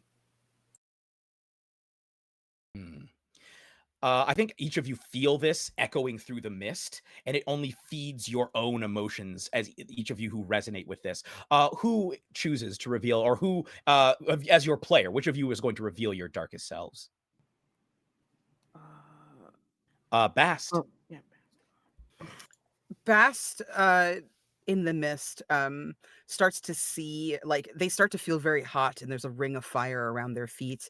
They can feel like the flames licking up the sides of their skinny jeans, as they're kind of trying to shrug it off and act as cool and breezy as they always do. And I think he starts to kind of like scrunch down in place, arms around the knees, as he hears like his father's voice kind of ringing in their ears, asking her to go harder and to do more and not feel bad about who she is and what she does, that she actually does supply people with alternatives that are meaningful. And it doesn't matter what you take in return, knowing that like she's given up so much just to like exist for him. And I think she, like, has all of these memories of times when she has unleashed her darkest self, like, presently, the only 2 real people that, like, she has kind of, um this kind of promise with, this engagement with, are River and Shelley, and those are not 2 people that she feels like coming to collect on. So she has, like, these memories that keep kind of coming in waves as he remembers all of these times that he has helped people out, but not entirely for reasons that are her own, until she gets to River and gets to Shelley. And I think that's when, like, the flames finally start to die down, because, like, those are actually their friends and not people that, like, she's puppeting. And I think she just kind of dissolves into tears, and just her whole self is on fire. Like, she's just a pillar of flame.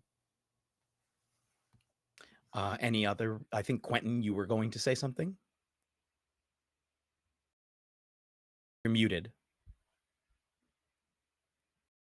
That's hilarious. I was. Um, um, so Quentin and Corday used to be best friends. They used to be very close.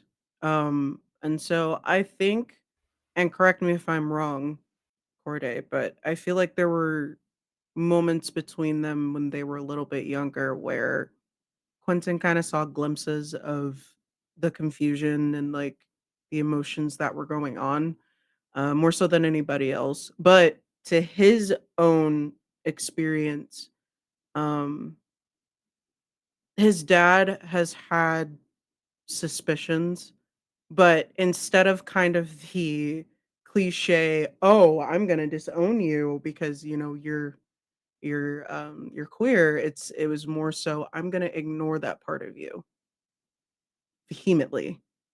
Um, and for some reason, it's like, that's even worse to Quentin, and it kind of devolved into this whole thing of pushing him to be this athletic star and, like, pushing him to be, you know, the all-star high school jock, but the kid loves art, and that's where he flourishes the most, that's where he feels the happiest, that's why he got so close to Corday is because they push him to become the artist that he is. That's what he wants to do.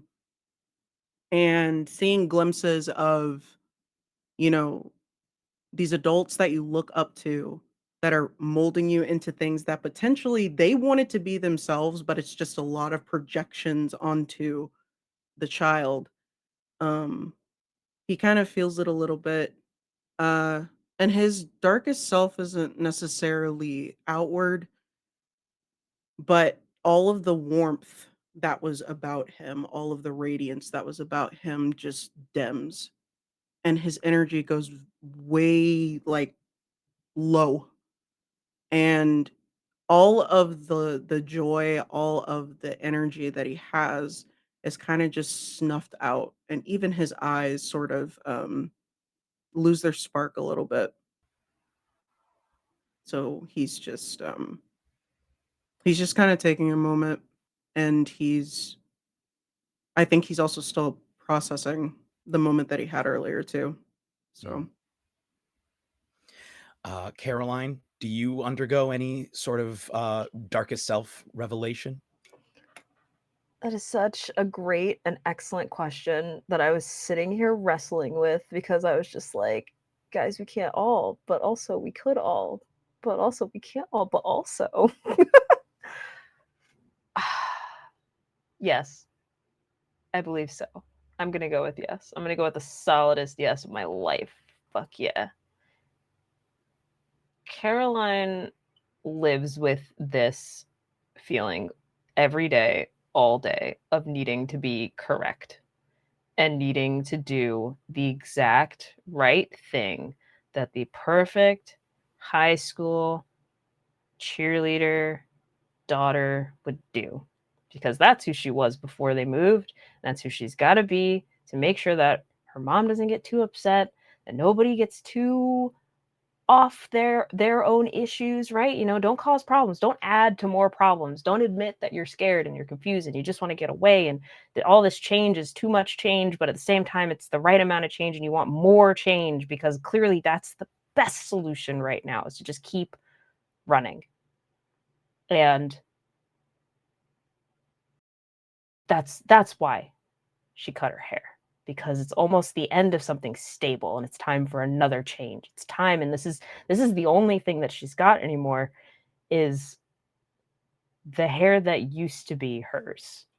Now it's been long, it's been the perfect ponytail, and she just can't believe how long she spent trying to live up to being the perfect daughter when that's not why she chose being a daughter in the first place.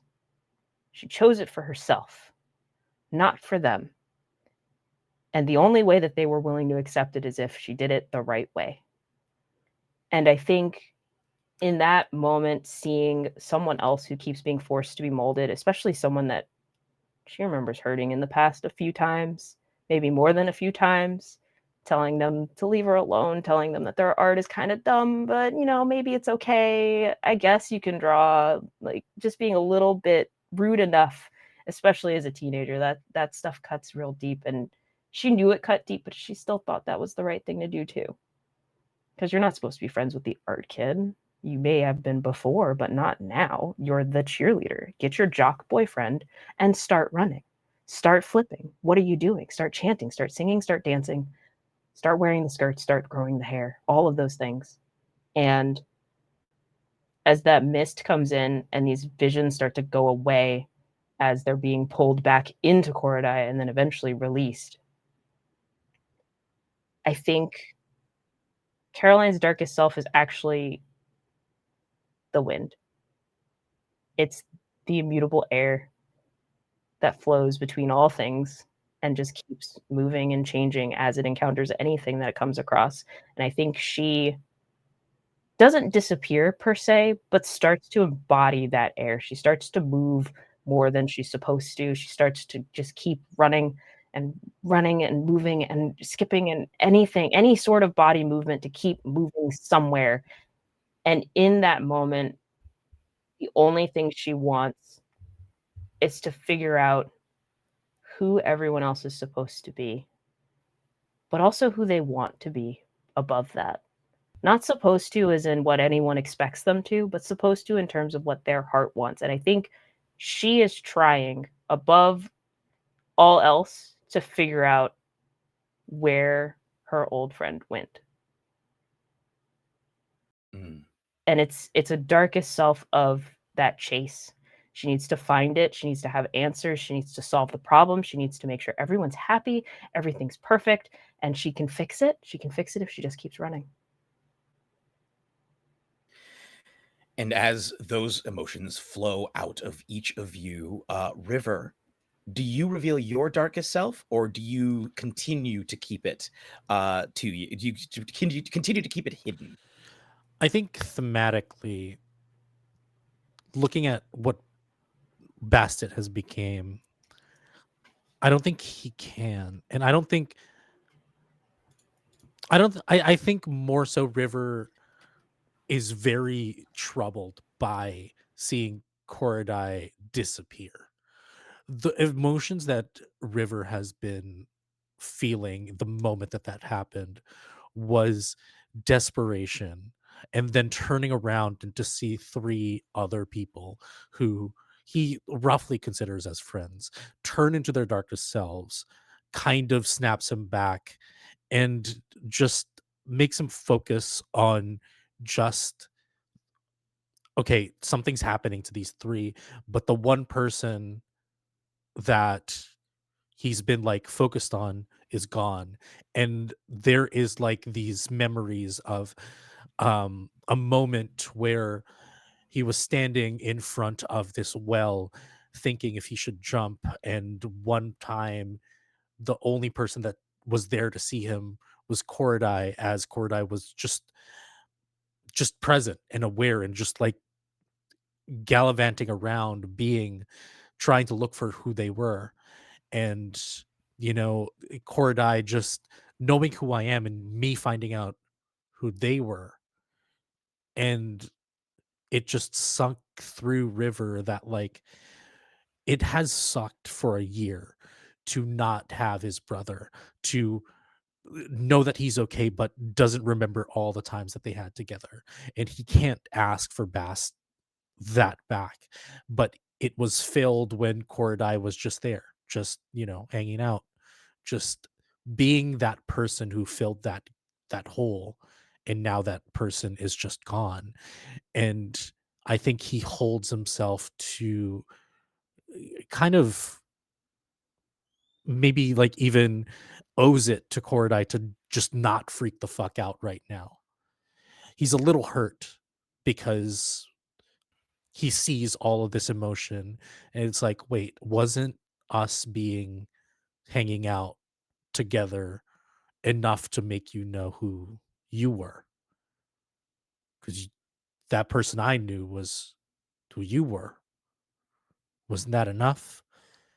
And kind of blaming himself, and now is just over it and looks at Shelly and just like points at him. It's like, you better not fucking do this to me too.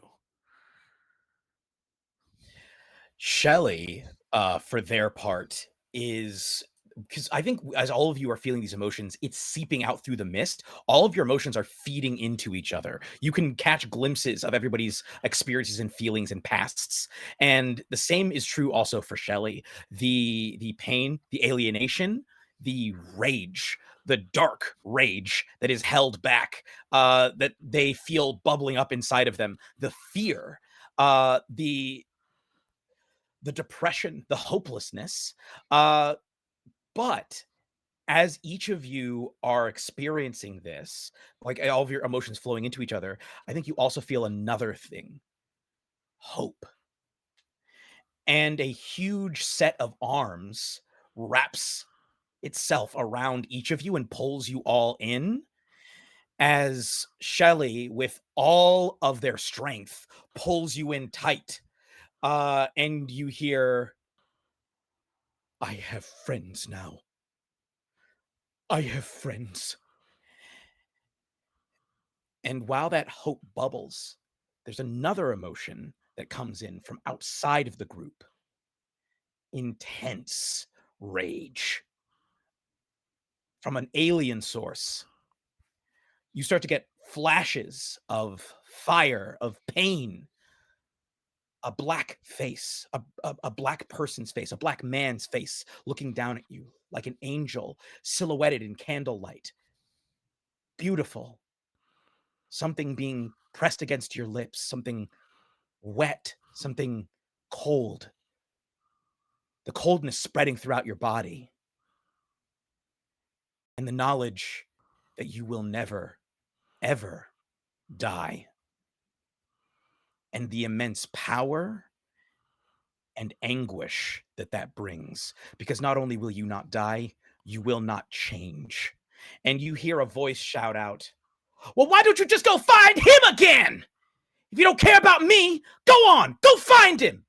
And you are standing in front of what you recognize to be, from pictures, Marsha P. Johnson High School, but long ago.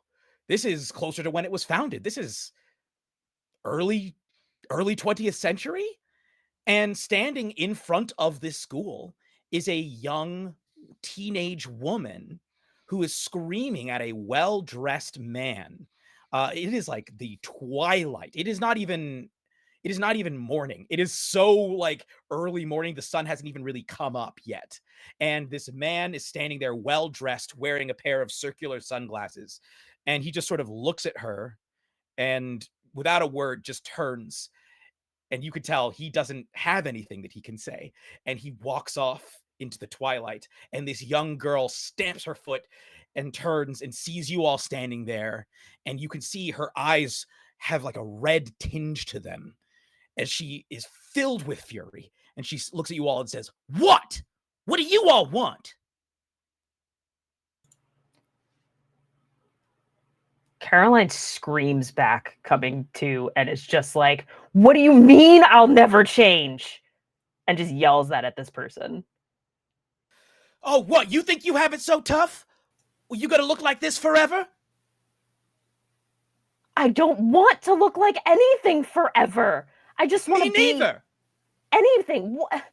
Is this your fault? Are you going to stop me? And I think as she asked that question, like the wind picks up from that whole darkest self situation where it's just like that howling gale of just like, "Excuse me? How dare you?" As you begin to pick up the wind, you see this girl look around wild-eyed, and she sort of crouches down, and you see she extends her hands. Her nails take on almost a claw-like quality as the red tint in her eyes becomes a blood red color, and she bares her teeth at you. You can see her teeth lengthen into fangs. She says, "Don't try me. I've killed before. I'll do it again." Can we tell that she's like? Can we tell her emotional state? Can we tell if she's like scared or like You know what? mad or? Yes. In this particular case, I don't know if there would really be a role that you would need to make. I think she looks angry. She looks like she's filled with despair. She looks like she is incredibly frustrated. She feels powerless and desperate. And she is terribly, terribly sad. Corday is still invisible. No one can hear anything that they say, according to their darkest self as well. But I think a page of their notebook kind of flies out in the wind of Caroline and kind of whips around and smacks her in the face, and it's really crappy, not crappy, but just really basic sketches of anyone or of everyone in class. Probably a couple weeks ago, we had like one of those dumb Jeopardy review final things where the teachers are like, "It's review, it's fun," and I think we all got more into it than we really expected to. And during different times, Cord was just kind of sketching everyone on the off chance, and it kind of blows through and hits the girl first and then Charm in the face as just kind of a reminder almost of the kindness that we kind of can show each other, and the fun, the joy that we can find even though everything feels bad. And I think Cord is trying to put that into them even though they can't hear her.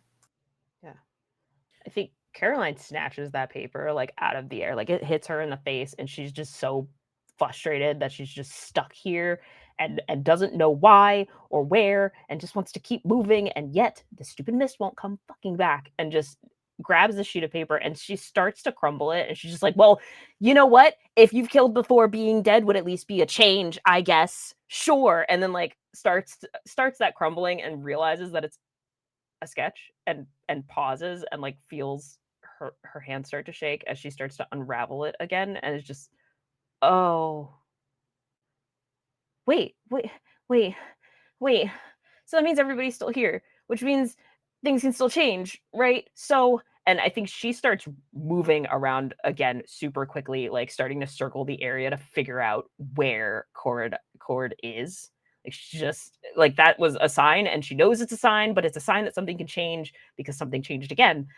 And it's happening again, and it'll be okay. I don't have time to deal with your fucking anger. I need to change things, I think. Shut up for 5 seconds.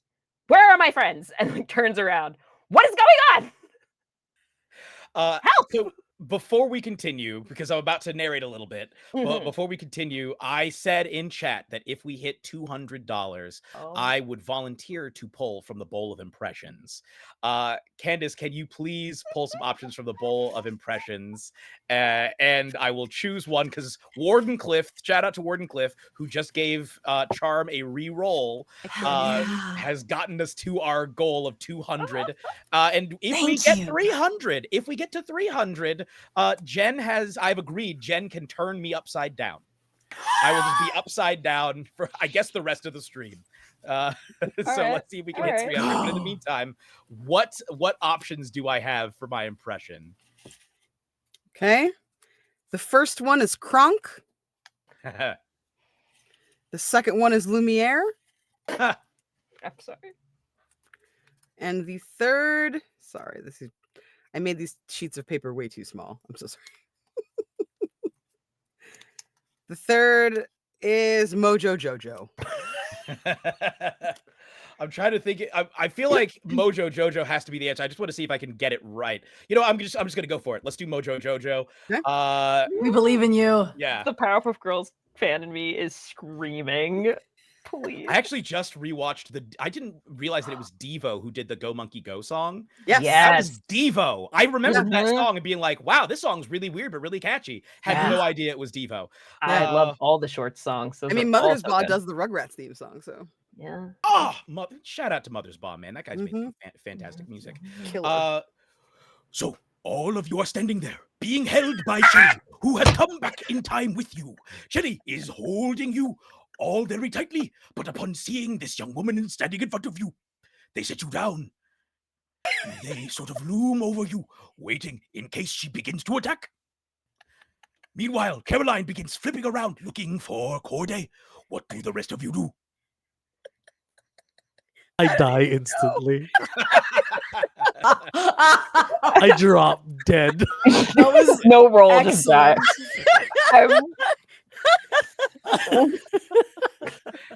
I couldn't process any of that. I'm gonna be honest with you. I couldn't.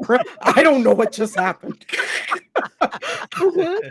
Oh my god. The young woman, seeing that you are all speechless, she says, "Wait, I can hear something in the wind. What is that?" Wait, I'm going to switch to her voice. "Wait, I can hear something in the wind. There's someone else here, isn't there? I can feel this. There's a presence." There is. It's our friend. "Your friend? There's more of you? Yes, Why of are you course dressed there's so more of it. strangely?" I don't know. Why are you dressed so strangely? What's your fucking deal? I'm sorry. I'm so angry right now. What's your Me fucking too. deal? Okay, look. I'll tell you why I'm mad if you tell me why you're mad.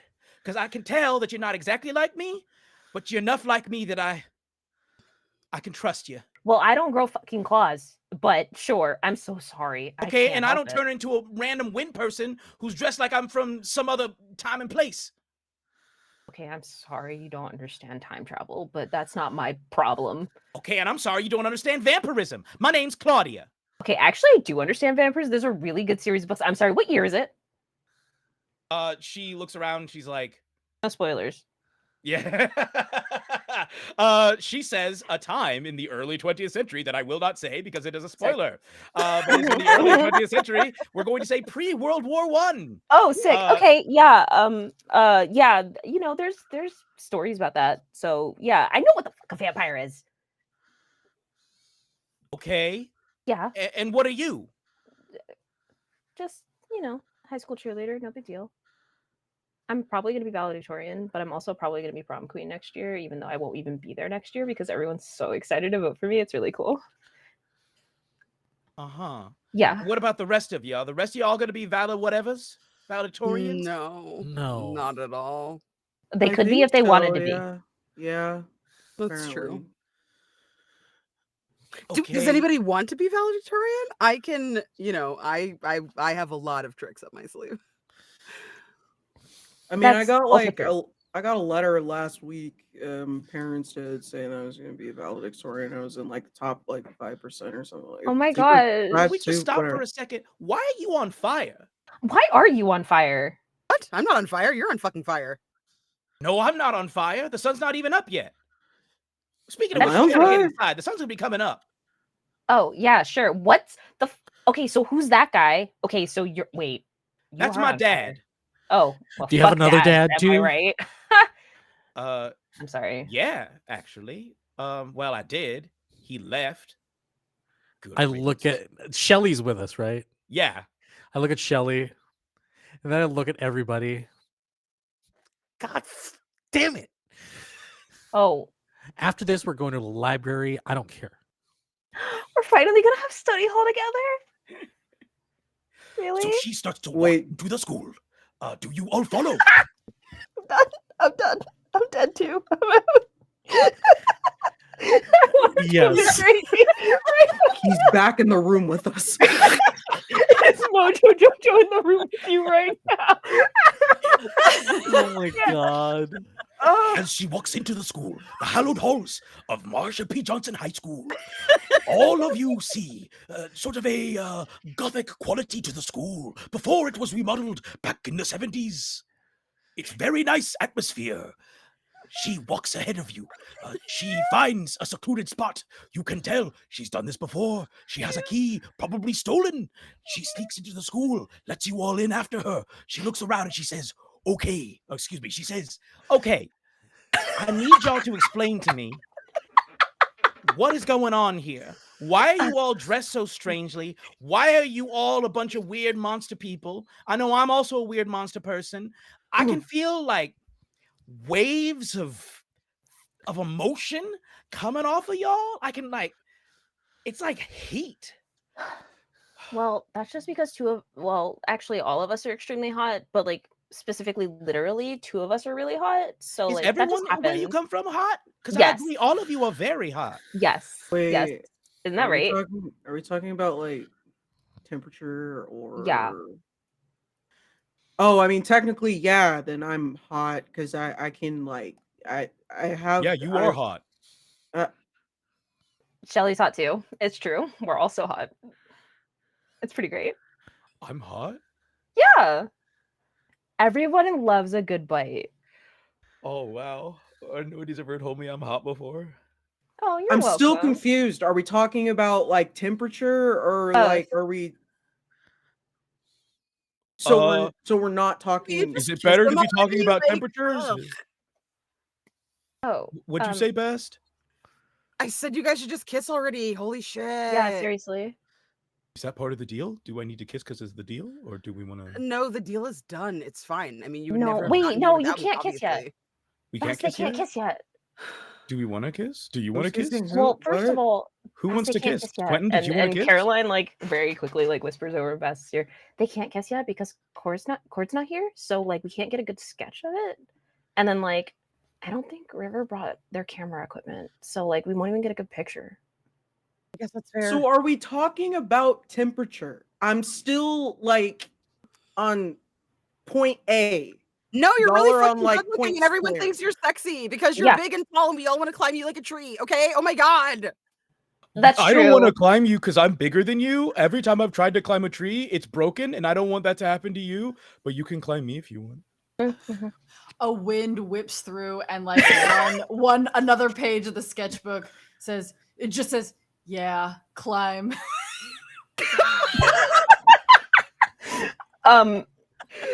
Okay, so we're all gonna watch some climbing happen at some point, but like okay, so vampire Yeah. yeah, so your My name's situation. Claudia. Nice to meet you, Claudia. I'm sorry, yours? Claudia. Really? Claudia. Yeah. Really?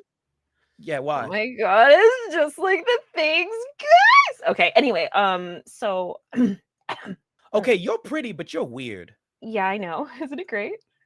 Yeah. Thanks. Shut up. She punches the wall. Oh, oh my. Okay, great. What's up with the wind? It feels like you have a lot of really big feelings. Cordai would be really good at handling this right now because like they like to pretend they have no feelings, but they have all of the feelings. Yeah. So while we're figuring out the temperature thing, one of our friends is kind of missing, but also kind of here. I'm not sure if you can help. I don't know which kind of vampire powers you have. There's a lot, you know, like it depends on the book and the cultural origin. But so depending on which ones you have, maybe you could help us find them. Would that be Well, okay? yeah. I mean, look, I know school's supposed to start soon, but we do have a Fuck couple the of school. hours. If y'all wanted to, I mean, well, it's not. I have a final exam that I have to take today, What is your final but exam? if y'all wanted to, I'm not planning to come back to this school after today. And y'all are monsters, right? Do y'all like to, Fuck spill around some and find out. blood? Oh well, I've never done that before. Except, Uh, yeah, I've never done that before. Because there aren't Yes. very many. You do? Because there aren't very many people at this school like me. In fact, there aren't very many people like me at all that I've met, other than my dad's. But I do like to cause some trouble and spill some blood. I actually have a collection. And she reaches in and she pulls out into her bag. She reaches into her bag and she pulls out a little handful of teeth that you can see are taken from a variety of mouths. And also, before we go any further, I am supposed to draw again from the bowl of impressions. Yes, someone paid for me to draw again from the bowl of impressions. Okay. It might be for the best because Thank we you, are Captain. all crying every time we talk and not paying any attention to what That's true. I don't even know what's happening It is anymore. becoming genuinely disruptive. End of delight. It's wonderful. Okay. Sort of like a penny on the rail of our It's ruining my life. campaign. All right. We've got a Valley Girl. Oh my We've got god. Smeagol. And we've Oh, got for a while. I'm afraid for all of them. Dr. Zoidberg. Now, I caution you, I have not seen Futurama, and so any Okay. impression that I could do of Dr. Zoidberg would likely be way off. I'll pick another one. Hold on. We'll replace Dr. Zoidberg with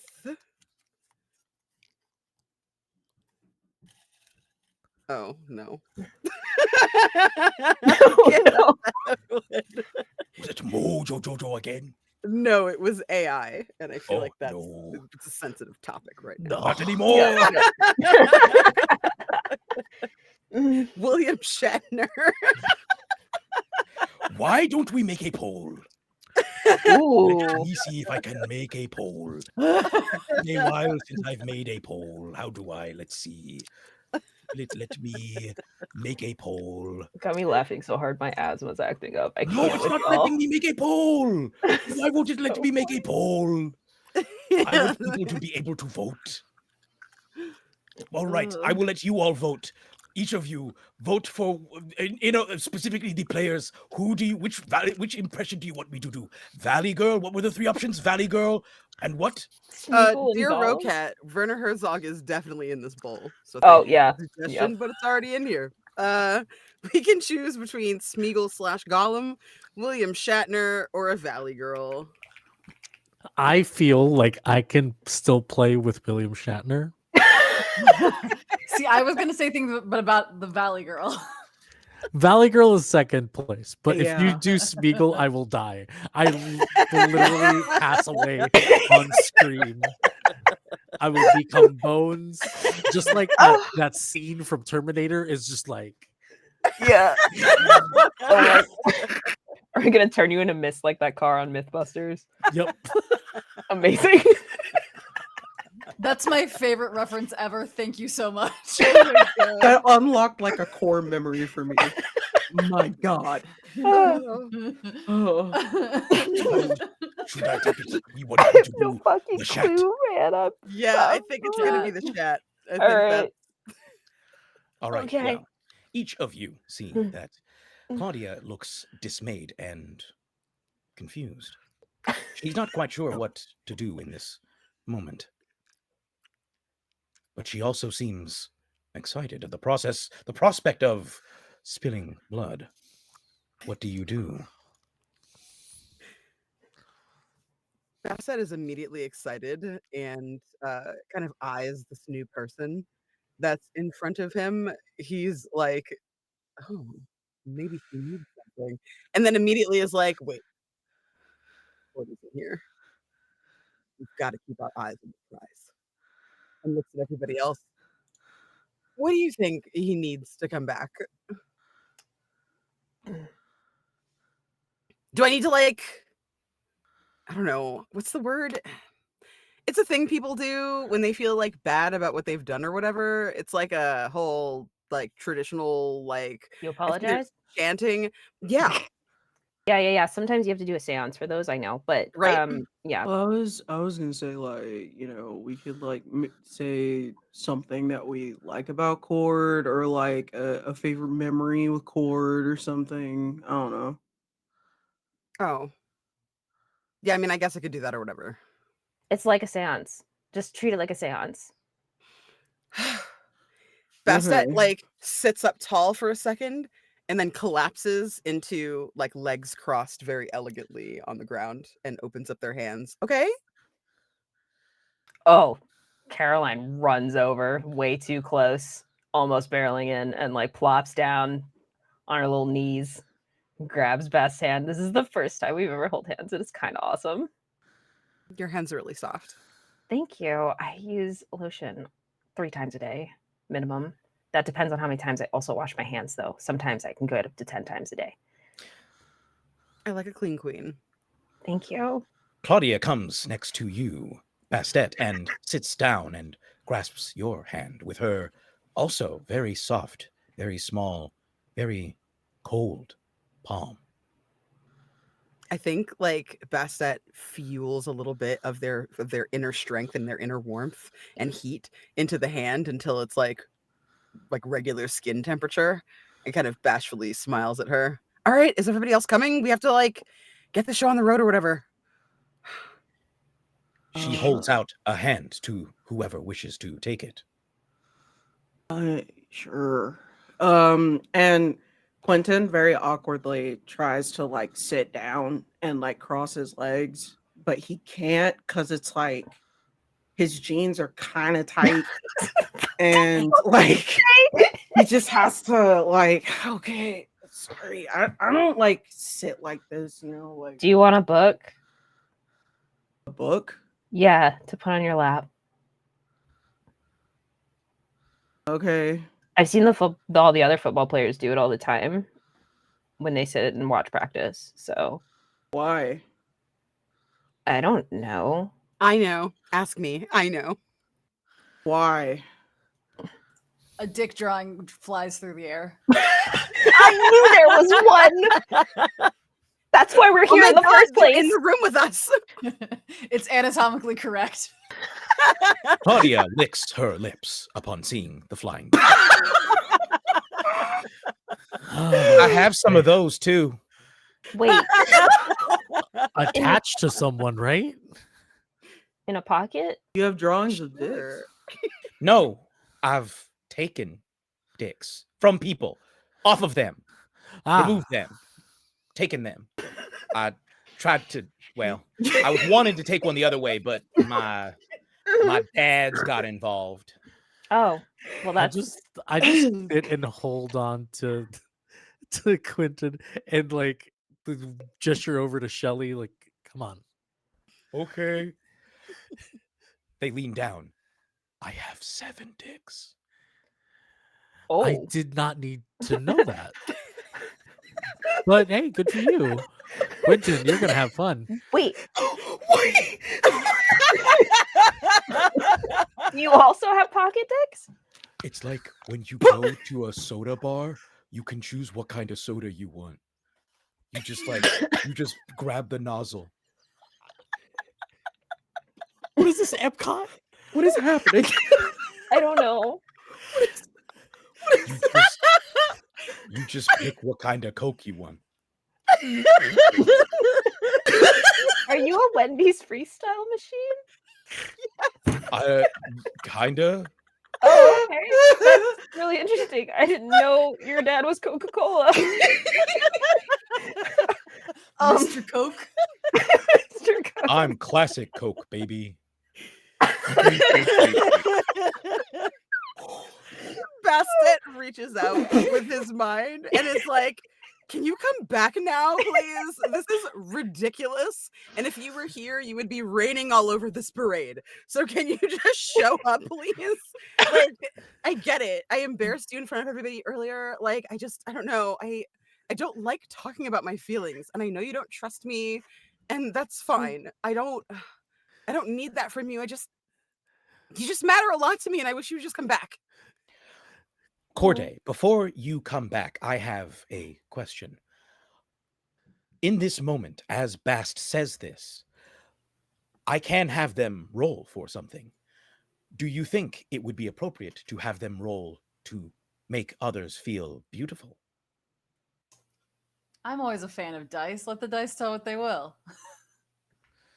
All right.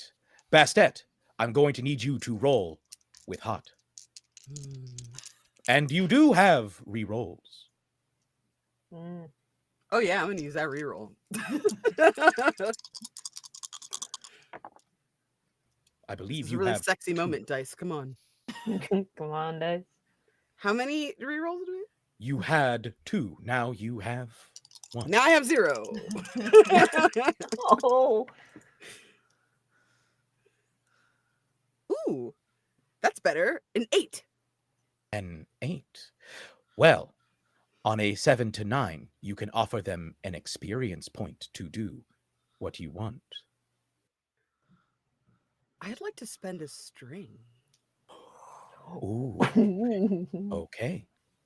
I flood the space with the memory of the first time I ever saw Cord. Sitting in the back of the class, being super cool, being super chill, effortless, not a care in the world, and then seeing somebody who managed to like embody that level of ease and carefreeness, but with like the biggest heart and like all of the fucks. And Bastet being like, how do I get fucks? I can give anybody anything they want, and I can't give myself some fucks. Oh my God. No one can ever know this about me. And then just kind of clinging to Cord until one day they were just friends. And ever since, they've like really appreciated the friendship. And like there's all these like memories of them kind of joking with them in class and annoying them half to death, and like all of you start to kind of get these little kind of pictures in your mind, and then each of you is kind of like woven into it, like River like scowling in the back at Cord as like Basset is being entirely too much and bothering people, Quentin as like I guess, like, his eyes, like, Basset's eyes are, like, fixed upon him and was, like, peeking over and then looking at Cord and then looking back at you and looking back and being, like, really nosy. And then, like, the sidelong glances that, like, she's witnessed Caroline have as, like, they come into view and they share their drawings and their art. Like, all of these moments of them noticing how much people care about their friend and how they see him. Corday, you see this, you receive these memories, impressions, feelings. What do you do, seeing all of these people have united in care for you, even the two newcomers, one of whom hasn't even seen you in corporeal form, and Bast for the first time, revealing something of himself to you, his deep vulnerabilities, their real feelings for you. You kind of hear him first, and it's kind of echoing kind of all around as they pace. And it's not that I don't trust you, it's just that you sometimes make choices that drive me up the fucking wall. What are you doing? Just be nice to people without expecting anything in return. And you start to see like shoes plodding step after step, and then up to like jeans, up to the Henley, up to their neck, and then like they slowly come into shape, and their braids have gone from pretty just like two tight little braids and have just puffed out into this huge curly, just when you have, as I say with curly hair, when you have super curly hair and it's fucking humid and everything just turns just like 8 times bigger than it should be. All of the like control that they've had in these braids is gone, and it's just frizz. And you're not even like you're so, I think you give a shit so much about everyone, but I just want you to show it. And oh, hi. Can you hear me now? River jumps at Corday and just like hugs them. I catch him. Hi. Sorry. I You're made stupid. things worse, I You're a think. fucking idiot.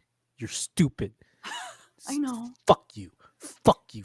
Fuck Yeah, you. yeah, yeah. And I like push you a little bit and smack you. Oh, Jesus. I guess I deserve that, but what the fuck, dude? And then I guess we talked all everybody talked about this during break. I just like plant a kiss on you. Yay! I kiss River back and I go, is this a thing we do now? Are we like kiss the homies friends? Are we kissing? I don't know. I You mean- need to answer a few questions first before we do that. But no, like it's just I kiss them. Claudia turns to you, Bast, and says, "Are we kissing?" Oh, I don't know. I was like caught in the moment. I mean, if you want to. She grabs your face and sinks her teeth into your lips and kisses the blood out of your face. I think when when Bast finally separates, she kind of like rubs her thumb over her bottom lip and just kind of uses the flame to like seal her wounds and cauterize them. And she's like, "My teeth aren't that sharp, but I can bite you back." She puckers and says, "I'm ready." Shelley turns to you, Quentin, and says, "It seemed like we were gonna kiss earlier. Are we gonna kiss now? We can kiss now if you want to kiss now. We don't have to kiss now, though." I think Quentin is just gonna like raise up very awkwardly and just like kiss his cheek. You'd be like, I don't know how to do this, but yeah. I've never kissed anybody either. I have no idea what I'm doing. Do you want me to try and kiss you? I Oh my mean, god, I will tell you both how to do it. Do you want to kiss? No, I have I another don't. set of lips. I'm good. No. I mean, do I'm you want okay. to kiss Caroline? No, We can kiss. no, Okay. I I pull feel back like from River and I go, "You can join us." I'll like honestly. Yeah. I'm okay. I just felt like you two needed some guidance. Okay. Honestly, I kind of Sure. like that you can watch. Okay, so first and foremost, Shelly, I need you to do me a huge favor. Quentin, I need you to be very, very chill about this right now. Okay, I need you to understand. Okay, Yeah. first and foremost, Shelly, I need you to crawl closer to Quentin. Okay, just like a little bit. Okay, Do you perfect. want like hands and knees or like Yes. on the knees, like Yes. kneel?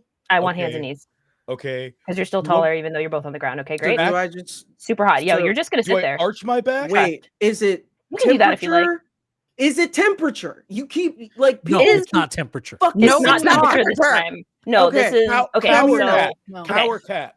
second here of now. all, okay, Shelly, Yeah. follow me lead. You are going to lift up one hand, okay? Doesn't matter which, and you're gonna put one This finger is- underneath Quentin's It's chin. gonna be really awkward. So like Shelly, okay. I think you're, I he, And then you're gonna I kiss them while they're stammering. think you They are. fully plant one on you. Just As that's happening, And I Quentin, you're pull gonna treat something this out like an my art bag. piece. Pull something out my bag, and it's just my camera, and hand it over to Caroline. Carolyn's like, yippee! Click. You know, Quentin, if you don't want to kiss, I have the perfect thing for that. That's true. He kind of just pulls away. He's like, "What? What do you mean? What's happening?" Also, Well, I if you mean, want you know, more for the violent, low you can just price grab Ben's of, neck. you know, your friendship, I could. grab Bass by the front of their shirt and I go, "Stop making deals and just be nice." And I kiss him. Bast like pulls away from the kiss and is like, "Yeah, okay, I can chill out." And the flames Caroline go takes out. a picture. Good boy. Are we just Claudia turns to you, Caroline, and says, "If you don't want to have a kiss on the face, I could kiss you somewhere else." And she holds her hands out and takes your arm tenderly. Only if you Caroline want. panics. I don't know. I don't even think that works. I can feel the pulse. I do still have a pulse. That's true. I can feel it running through your veins. That's okay. Are you I are can you hear hungry? how fast I'm your not heart hungry. is going. Yeah, it's pretty She's fast. I don't- definitely gonna bite you, so if you don't want to bite, you should say that. Wait, I mean- hold on. I have to change. Do it. I'm so tired.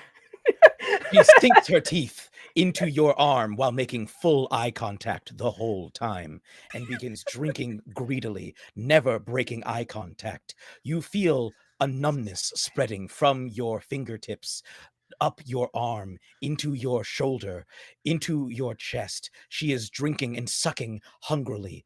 She is devouring you. Oh. I'm like behind Claudia. It's like, is this still okay? We can stop her. I don't know that. You want to be a much. vampire?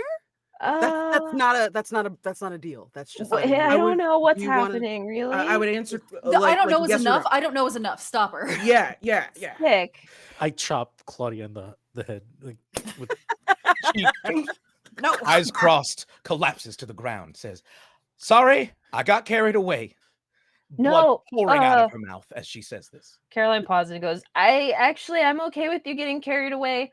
But She licks her lips again. I don't know how this works with time. I don't know either, but what I do know is that I'd really like to go out and like work out some of my frustrations right now. Would y'all want to Right. go kill some people? Hmm. What? Okay, what are we That would constituting that as would be people would change. kill? We Oh, still I'm gotta like I'm take not our allowed to final. do that anymore. Yeah. So Oh, right. Huh. That's a good point. I do have the final. Sorry, I was getting carried away.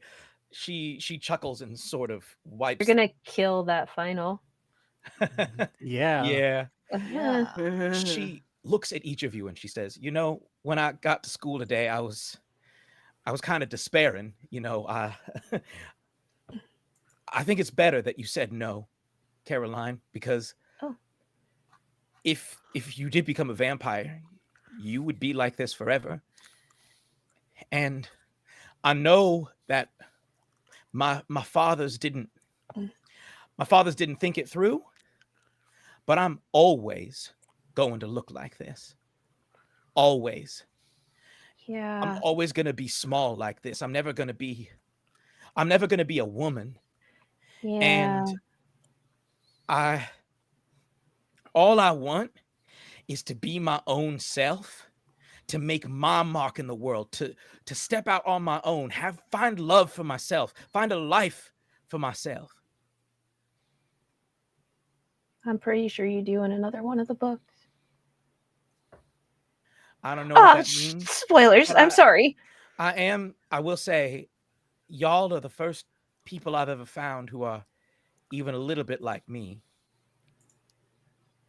Oh, And thank you. It really means a lot. you're welcome. We can do more high school seances. Monsters gotta have each other's backs. Also Really? true. Yeah, that's true. She gets a big smile on her face as mist begins to Fucking- swell and envelop the group once more. Bassett As smiles at Caroline and quotes from one of her favorite books / Ghibli movies. Find us in the future. she Caroline's smiles giggling. back, "Honey, I'll find you wherever you go now that I got your scent." You all appear not at the school, but in a hospital room. There's a bed, a young man in the bed. He has tubes running in and out of his body. He is on oxygen. He's on life support. It looks like he suffered a severe accident, horrible injury. His family, all mysteriously asleep, surrounding his bed. River, you recognize your brother, Rain. You hear muffled voices from outside the room, voices that you recognize. River, Bastet, you hear your voices from outside the room. The door opens and a man walks in. He is dark-skinned. He is a bit nebbish, balding, well-dressed in a suit, carrying a briefcase. And poking out from underneath his poor attempt at a comb-over, a pair of horns. On his chest, a name tag, H. Satan. Although, as you see the name, something about it rings in your mind. No, not Satan, Satan. Mr. Satan walks over to the bed. Bast, you see your father kneel down over the form of Rain and say, "Excuse me, Mr. Ramos. Mr. Ramos, wake up."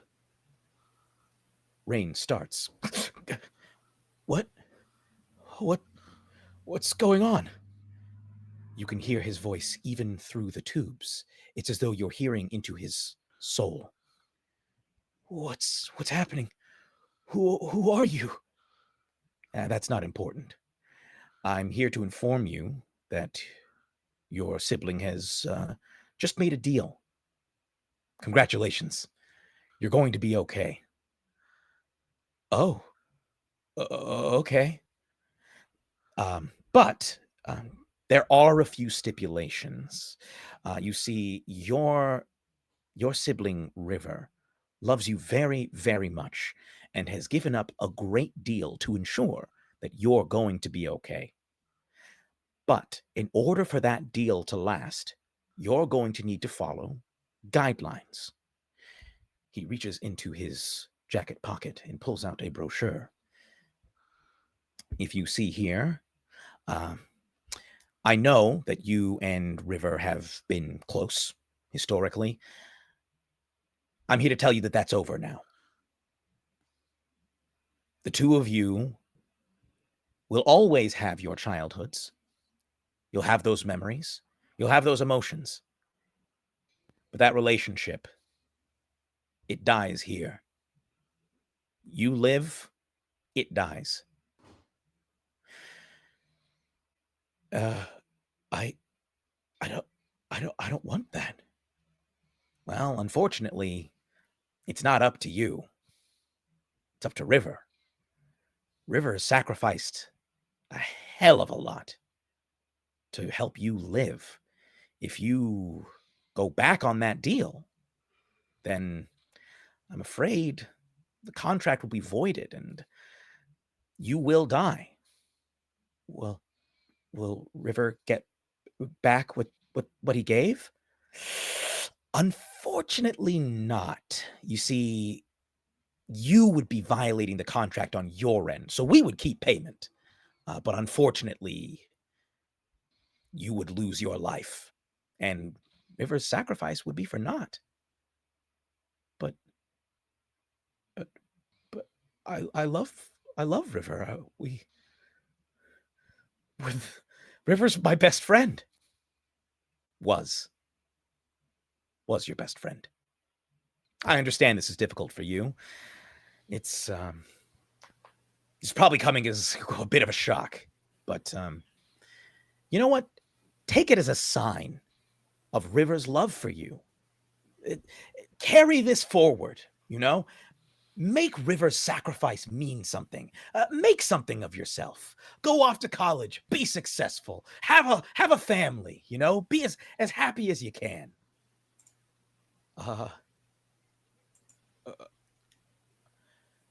Can I give you something to give to River?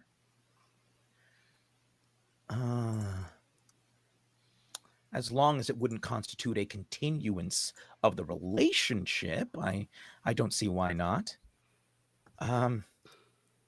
Okay. All right. Could you please give River a message from me? I tell River that I love him, and that I'm gonna miss him, and tell them I hope that his life is filled with happiness and joy. And even though I won't be able to share that with them, I'll do the same. I'll do my very best to make sure that my life is the same, that it's filled with happiness and joy, that I honor what he did for me. And tell him that I want him to move on, and that they're my hero, and I'll be cheering them on from afar. All right. Is that all? and you see that he's been jotting notes in an infernal script. No, one last thing. Tell them that I'm going to watch every single one of those videos. Every single video he posts, I'll watch it, and I'll be right there with him in spirit, even if not in flesh. Very well. I'll make sure that he gets this upon graduation. During this, can I go up behind Bostet and grab the back of their shirt and pull them closer and just say, "You can fix this. You can make our friend happy. You can give them something and ask for nothing in return. Please." Yeah, no, I know. I know. I didn't I'm want not. to disappoint my dad. And Fuck him. He's an asshole. Clearly. I don't think that matters. Right? Right. Like, I don't think any of us give a fuck what our dads think anymore. we're supposed to be our own people. And like River and Rain, they deserve that. Yeah. Can I Kiss them on the spend cheek. Can I spend this string that I have on River? If you're okay with that, yeah, absolutely. It's not up to me. I think in that room, Bastet closes her eyes, and you see the other Bastet walk in the room with a confused look on her face. Hey, I can take it from here. Just slip out. She kind of nods, and they kind of duck out of the room. And you hear, I think, the sound of like a confused River, like, where are you going?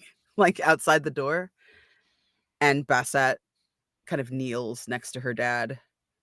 And the same song that she was singing to River, she starts to sing to him as she like winds the magic around the notes, and they vanish from the page.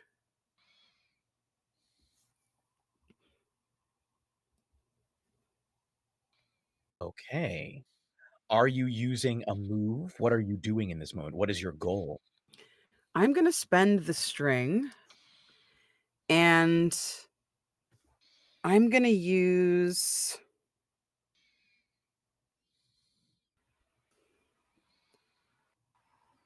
I think I'm going to use Give to Get. And I look at my dad, and Give to Get says if you supply someone with something they desire, physical or other, gain a string on them. If they asked you for it, they mark experience when you do. She tried to have this conversation a long time ago. And so I definitely have a string on my dad from this. Hmm. And that's what I offer him in this moment. He wanted something from me.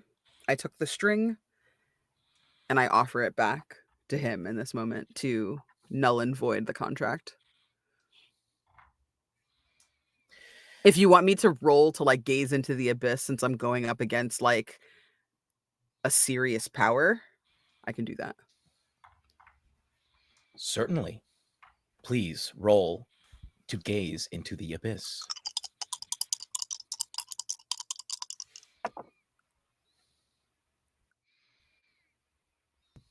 $10. On a 10, you get to choose 2. Normally, the visions would be you would receive visions, and I will let you choose what those visions are. The visions are lucid and detailed, or the visions show you what you must do, and you carry one forward to doing it, or the visions cure you, removing a condition. Choose 2 of those, and then we will describe together what these visions are. I feel like the conditions that are removed are conditions that she's kind of taken on because of who she is. One of them is like devil, and one of them I think is mini me from her dad. And I think as these burn up, she lets him see her. Like, she lets him recognize that she's in this room undoing this. And says, I don't need your permission. I already am what I am. I don't have to be like you to wield the powers that you have. And I think that now, old man, you're going to need to get used to a very different kind of life. Your father turns away from the bed to look at you and says, proud of you. Final exam, Miss Rivera's class. Yeah? Been there. How's it going? You kids all, you think you're going to pass? I don't know. I got sent to the principal's office. It fucking bites. Classic. Well, looks like my job here is done. He stands, but before he leaves, he looks over at Quentin. By the way, you're Quentin, right? Mm-hmm. Your father? You don't want to tell him about, right? You've been hiding it? Haven't told him? Yeah, actually. Well, word of advice. He knows, and he's got it in him too. He gives you a wink and bursts into flame, leaving a scent of brimstone in the hospital room. Bast, by voiding the deal, are you seeking to have Rain perish? No. I'm seeking to undo the condition of him being alive and staying alive. At the end of the day, that deal was always made with the intention of wanting a friend. Somebody to stay by her side, somebody to care about her and to be around. She was going to fill that role for River and offer herself in place of his brother. And I think in this moment, she looks over at him. I was real selfish. And I played with your feelings. And I am willing to accept for the bloom of the relationship between you and your brother, for the one between us to wither and die. I don't want that. But if that's the cost, then I will pay it.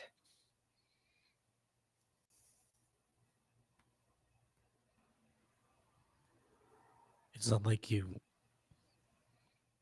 It's not like you had a choice back then. Now that you do, I mean, of all your eccentricities and assholery, I don't really see not having you around. So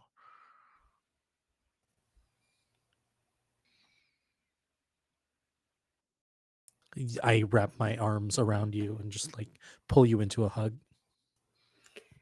I think there's a minute of hesitation before he hugs you back. And before you feel her arms, you feel a sluice of like hot tears, like rolling down your neck and into your hoodie as they just sob and sob and sob. As this happens, the mists emerge once more, filling the room. Shelley, who was here with you, turns to you, Quentin, and says, I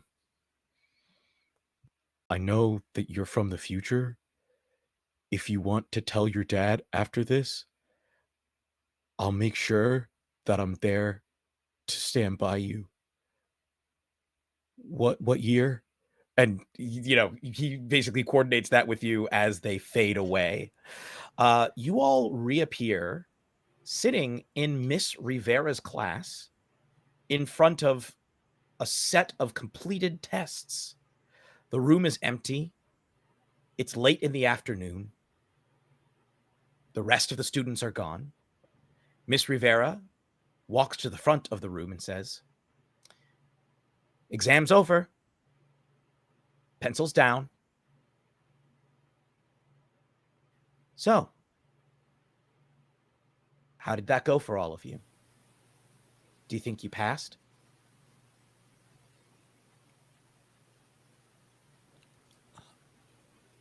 Yeah. I think so. Yeah. I think you did too. I'll go ahead and collect these. And she walks around, collects each of your tests, and says, "Don't be a stranger." And as she ushers you out of her classroom, I would like for each of you to tell me what happens next for you. We will start with Corday. Corday, in the more immediate, kind of turns to the other four and just goes, "You guys want to go to the zoo? I haven't been Yeah. since I was little. I really want to see the flamingos now. There's 6 kinds, technically. 6? I don't know if they'll have all 6, but in the world, there's 6. Oh, shit. Okay. Good. And as time goes, I think they shirk their kind of responsibility that they think they have to go to college. They've been accepted to like 2 or 3, not like Ivies, but pretty good colleges, and have some pretty nice like scholarships. And they've had a lot of pressure from their parents to pick one. And I think once they get home from the zoo with everyone, they kind of sit their parents down and go, "I'm not going to college. I'm going to go apprentice at the local tattoo shop. And that's what's going to happen." And just kind of looks and waits for whatever reaction comes. Mm-hmm. I think that they smile and they say, "Okay. Okay. Honestly, that's all we ever wanted for you, was for you to grow up and be your own person." Oh, And if it sounds like this is really something you believe in, and so I think I'll be good at it. yeah, we're so proud of you, honey. Corday just like snuggles down between them and doesn't hug them, but like has them kind of pile their arms on top of them, and just kind of sits in that knowledge of all this turmoil you dealt with. You probably could have just said something and they would have set you straight. You didn't have to sit in this forever. And just and basks in the knowledge of like like they have friends now who want them to be who they are, and they have parents who want them to be who they are, and just feels really lucky. Beautiful. Caroline, what comes next for you? The first thing that Caroline does after hitting up the zoo is unsign up for everything that she's ever signed up for. She steps out of cheerleading, even though it's the last week or 2, but still just wants to really make it official. She gives back the Letterman jacket that belongs to her supposed boyfriend, make sure that relationship's nice and in the ground. She doesn't quite drop out, but lets the remainder of the semester go by very unnoticed. Lets it finish without trying to make any sort of bang, no sort of statement. And I like to believe that maybe not that immediate night, but at least As soon as the official diploma's in, she sits down and tells her parents that they're never going to have a son again, and they're not going to have a perfect daughter either.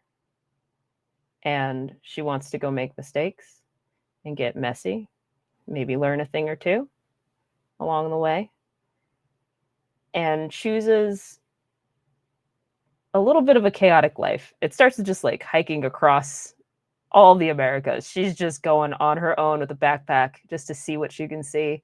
And I believe that she eventually falls into literally being an airline like attendant just to see the world, just to see what's out there in every way. It's not the most glamorous job, and it's not the one that I think her parents would have expected, but she doesn't even care. It doesn't even matter. She just gets to see more and more things and experience more and more parts of her life. And that's where her life continues and eventually winds down in terms of this story for the future. And that leads us to Bast. Bast, where do you go from here? I think Bast really loves spending time with his friends. Everybody gets like a weird cryptic message from her in the weeks after graduation. That is an outpouring of her feelings, but it's awkward. Like there's a bunch of parts that are scratched out. It's a handwritten note. There are parts of it that's like scratched out, and then like other things are like written on top of it, and then it gets really really like heartfelt for a minute, and then it gets like really snarky at the same time. And it's clear this person is really doing their best, but perhaps their best is not quite it yet. um, I think she goes back to her dad and is like, basically tells him like, I recognize I don't know everything, and I think the way I was doing things before isn't right. This is how I was thinking of doing things, and comes up with a game plan, like who's okay to make deals with and who's not. Kind of finding her guidelines and like the even keel. Sort of like the lessons that Dexter gets from his dad, that kind of energy, of like who is appropriate to strike deals with, and shouldn't they always be purposeful to teach someone something rather than for your own gains and needs. And then I think like into the distant future, you see them on a date with a still the same age, just like they are mostly still the same age, Claudia. The two of them kind of sweeping through uh like a dark club with no sign on the outside, lots of creepy looking vans parked out front, a place she had been invited to under false pretenses, and they go to clean up that mess.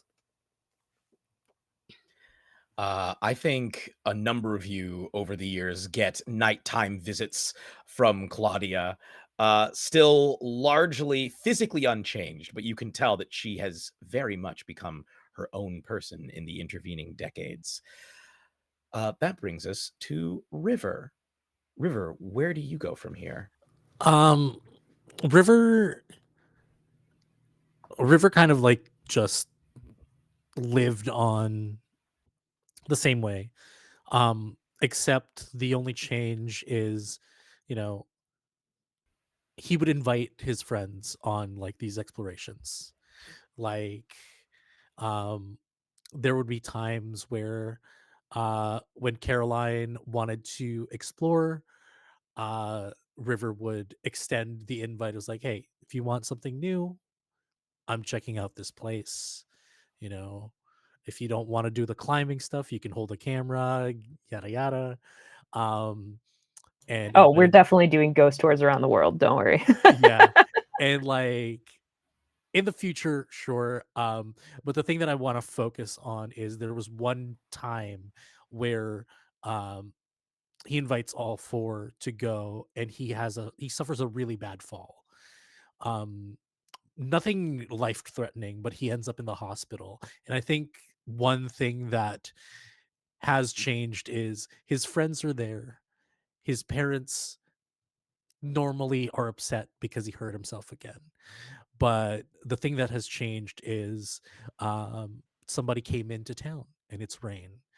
And I think we finally just see Rain finally meeting his friends and finally, like, telling him about the videos that he's been sending, and that relationship has started to stitch back from that vision that they had. And yeah, that's Rain. And that brings us to Quentin. Quentin, where do you go from here? So, after graduation, Quentin changed in the way of his his energy became very inward. Like it was very reflective. It was very much so resonant. And his parents noticed the shift, especially his dad, um, because his dad had seen it somewhere before, but he simply told his parents, he's like, "I'm not pursuing football. I just want you two to know that." Um, and it was kind of a short turnaround. He left a note for his dad. He packed up anything that he could, and he left. And on the note, it just said, "Love your truth," and nothing else. And the friends didn't really hear from Quentin that much, but every so often, I think especially after he left home, he put everybody kind of like in a group chat, but he barely talks in it. And every so often, everyone would receive like a small canvas of a beautiful painting.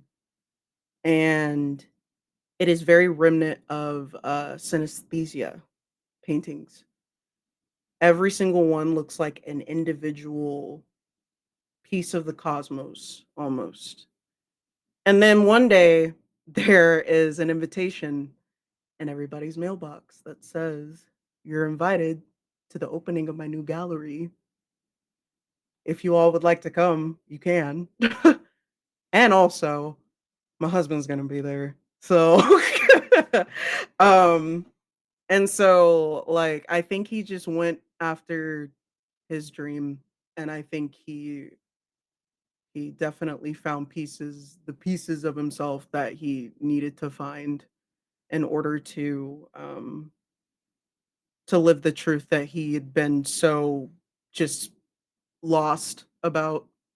Um, and I think him and his dad probably later in life rekindled somehow. It's not going to be the same as it was, but it's definitely a "I see you, you see me" moment.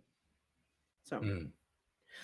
I yeah. think I want to end on the moment of Quentin leaving home definitively as he heads off into the night.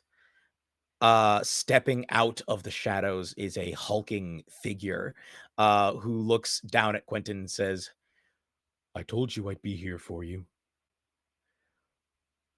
Where to next?" And that is where we will end this adventure. Thank you all so very much for joining us. I'm going to hand it back over to the incredible Candace the Magnificent, who organized this event. This has been so much fun. Candace, take it away. Yay! Thank you so much to all of these fantastic players, to our illustrious GM. Really, really appreciate your time, everybody. This was so wonderful. Thank you to GN for working their magic behind the scenes. Thank you to Jason for the fantastic art. This was really beautiful. This was a funny and emotional and heartfelt story. I could not have asked for better. We smashed the heck out of that goal for dots. Tonight is a resounding success. So thank you to each and every one of you, both on screen, behind the scenes, and in the chat, for making this as magical and wonderful as it was.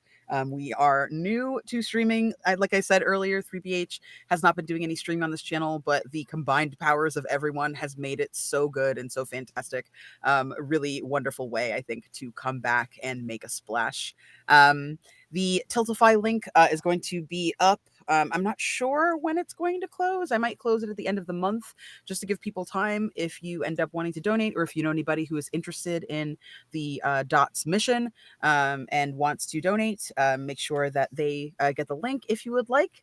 Thank you again for sharing and for being so wonderful. Everybody in chat, you really kept us going. We really, really appreciate it. Let's go ahead and go around the table and let everybody know who you are, what you have going on, and where they can find you. And then I will be the last you popcorn to, and I'll close us out. Let's start with Lev. Hello, I've been Lev. I was your ghost today. You can find me on Instagram and Blue Sky, I think, lev.rs23. I don't know. I'm not super on socials all that much. If you want to see me play more silly games and have more big feelings, check out Mayday Roleplay. We just finished our 5-year campaign of Delta Green, doomed to repeat. If you like hearing people cry in your ear, I gotcha. That's it. I'm so thankful to be here with all these incredible players and all these incredible folks. Thank you so much for having me. I'm very proud.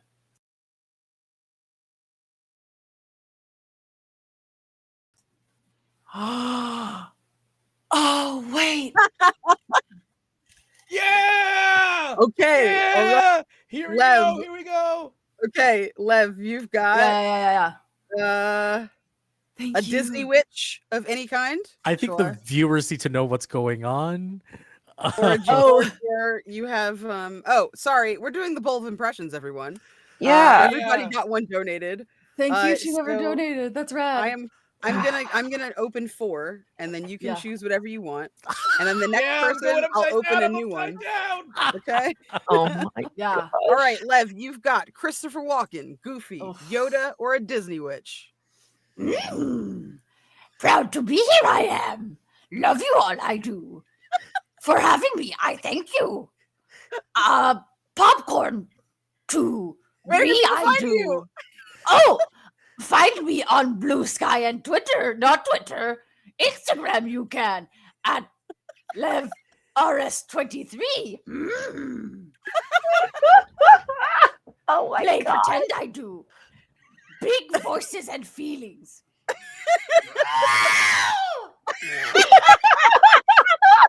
Bree, your turn it is.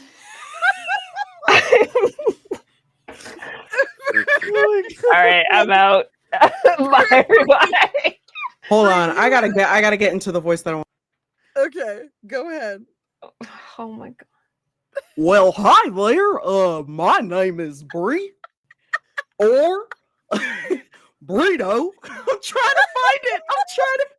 You're doing You great. got it, Doing great. You're doing great, Excellent. Peter. Oh. Okay, here we go.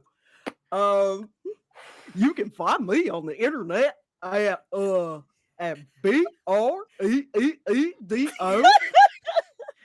I do a lot of gaming.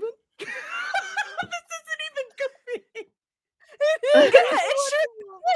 I don't know what you're talking about. Sounds perfect to me. It's Just fantastic. add some Oh. yucks in between. Yeah. Thank you.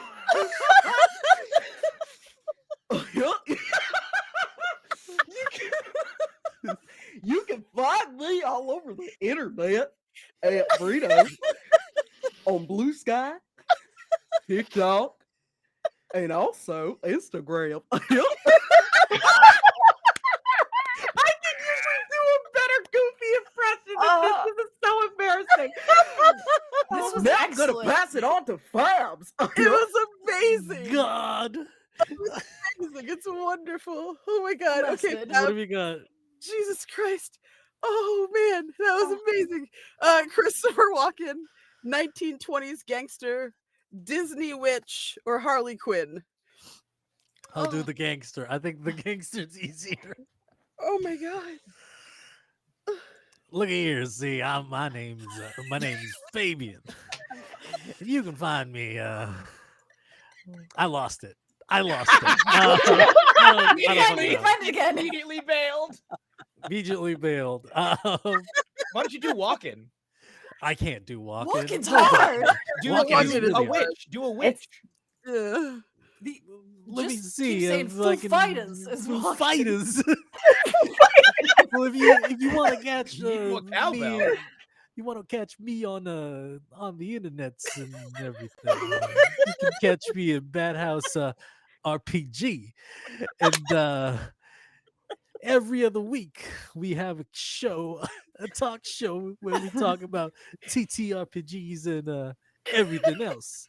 It's called Kids on the Stoop, and there I talked to a bunch of people. Recently, I talked to Secret Nerd Podcast's Navarre Jackson. Oh, actually, that was Josephine who did it. But I'll be back to talk with other side of the studios as Ambrose about horror and people of color. Uh, check out my art on Rockets and Pens, on the Blue Skies and everything else. And I'm gonna popcorn it over to Charm. Just Beautifully done. I Oh hate my myself. Outstanding. Oh my god. Oh, Okay, Charm. amazing. Yeah, what up? Oh my god. I'm fucking. All right, Charm, you've got Harley Quinn, Mickey Mouse, Valley Girl, or Disney Witch. Oh my god. All right. Oh my god. I can't do Valley Girl because I did that for part of the night. Oh man. Oh my god. I hate all of you. This is so beautiful and so funny. And I'm so terrible at accents of any kind. Oh my god. Oh my god. Okay. Okay, give me the list one more fucking time. Mickey Mouse, Yup. Harley Quinn, a Disney Witch of your choice, or a Valley Girl. Someone said Harley in the chat, so sure, whatever. I got a Harley for Zach. Oh God, shut up, Vivian. That's one of my friends. Your own friends are doing this to My you. own friends are putting me in the dumpster purposefully. All right. So let's see. How high can I get with my voice? Can I get high enough for that? Probably. Yeah, that sounds about right. That sounds pretty close. Whatever. We'll just go with that. All right. Hey. That's great. You got it. Hey, everybody. Hey, put-ins in the chat. This has been me, Charm, today. And you can find me on literally everything at Charmfoolery. Hiya. And you would not believe the day I fucking had with you fucking people. But anyway, I do all of this. I stream, I cosplay, I do what I like to call tabletop content mercenary work, in which I do a little bit of everything. Let me think. Oh my gosh, this is so hard to think on the fly while keeping a voice going. You got it. Punch You me in got the it. teeth. I'm there. Okay. Anyway. I called Jerry Mr. J. I'm gonna kill. I was thinking it, chat. Thank you. Oh my god. Oh. So anyway, I'm Charm. It's been so good to see you. It's been so good to have a wonderful night with you. This game has been amazing. The voice is on point. And gosh, good night. It's been lovely. She, they pronouns. I forgot about that part. I was panicking. Deal with it.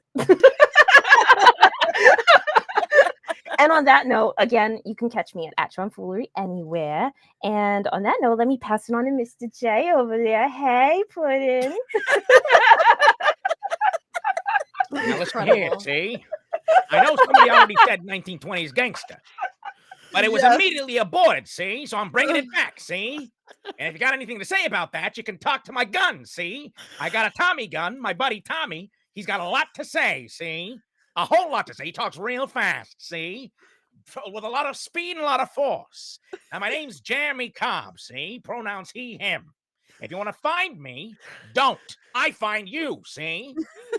But if you want to take your life into your own hands, you can find me on Twitter and at Sky, at Jeremy Cobb 1. That's Cobb with 2 B's and the number 1, see? 2 B's and the number 1.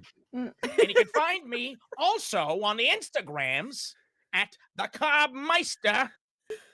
That's right. I said it in a way that made it sound like there was more to say, but that was the end of it. At the Cobb Meister. We love you, Cobbmeister. Thank you, Harley. Very good. Very good. Good. I'm gonna gonna take this bag of popcorn, see? I'm gonna throw it across the room. I'm gonna shoot it with my Tommy gun, and it's all gonna land right on top of Candace the Magnificent, see? Here you go, Candace. Yeah, that's me. Oh my god. Okay. Uh, I feel like it's not fair going last. I've got like nothing else left. I've got nothing. Okay. Gotta do it, Candace. I It's not believe, about what's fair, see? It's Yeah. about playing the cards you dealt. Do I it, believe in Candace. you, Sugar. I believe in you. All right. Do or I've do got. not. You can do it, Candace. I've got Mickey Mouse, Cockney Bloke, Disney Witch, or Invader Zim. Invader Zim. Oh That's gonna my be so God. hard. It is gonna be so hard. Oh my god. Put on your best DBZ in a nutshell voice. Okay.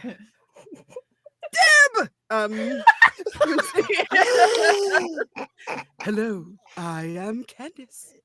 My pronouns are they, she, and a sprinkle of he. You can find me at the Candace Marie on Blue Sky and at Candace the Magnificent everywhere else. I am 1/4 of 3 black halflings, and we do podcasting wherever you catch your pods. Find me on the socials for all the things that I will be doing other than taking over the world. Thank you for being here with us tonight. Have a wonderful evening. Goodbye. Have a good night, see? Good night. No, before you go, wait, see?